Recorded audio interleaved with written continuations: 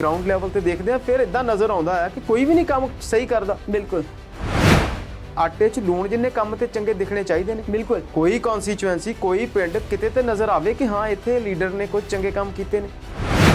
समस्यावां जिहड़ियां ने वो वड्डियां ने गंभीर ने ते लीडर जिहड़े ने वो उन्हां सोच तो उन्हां दी सोच तो या उन्हां दे दायरे तो बाहर ने।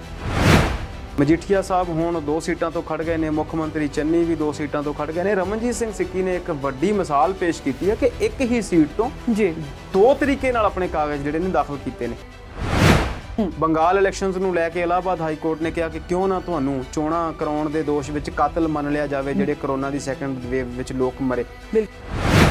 सो एडियां वड्डियां टिप्पणियां दे बावजूद भी सरकारां ते सियासी धिरां ते सियासी लीडरां ते कख असर नहीं।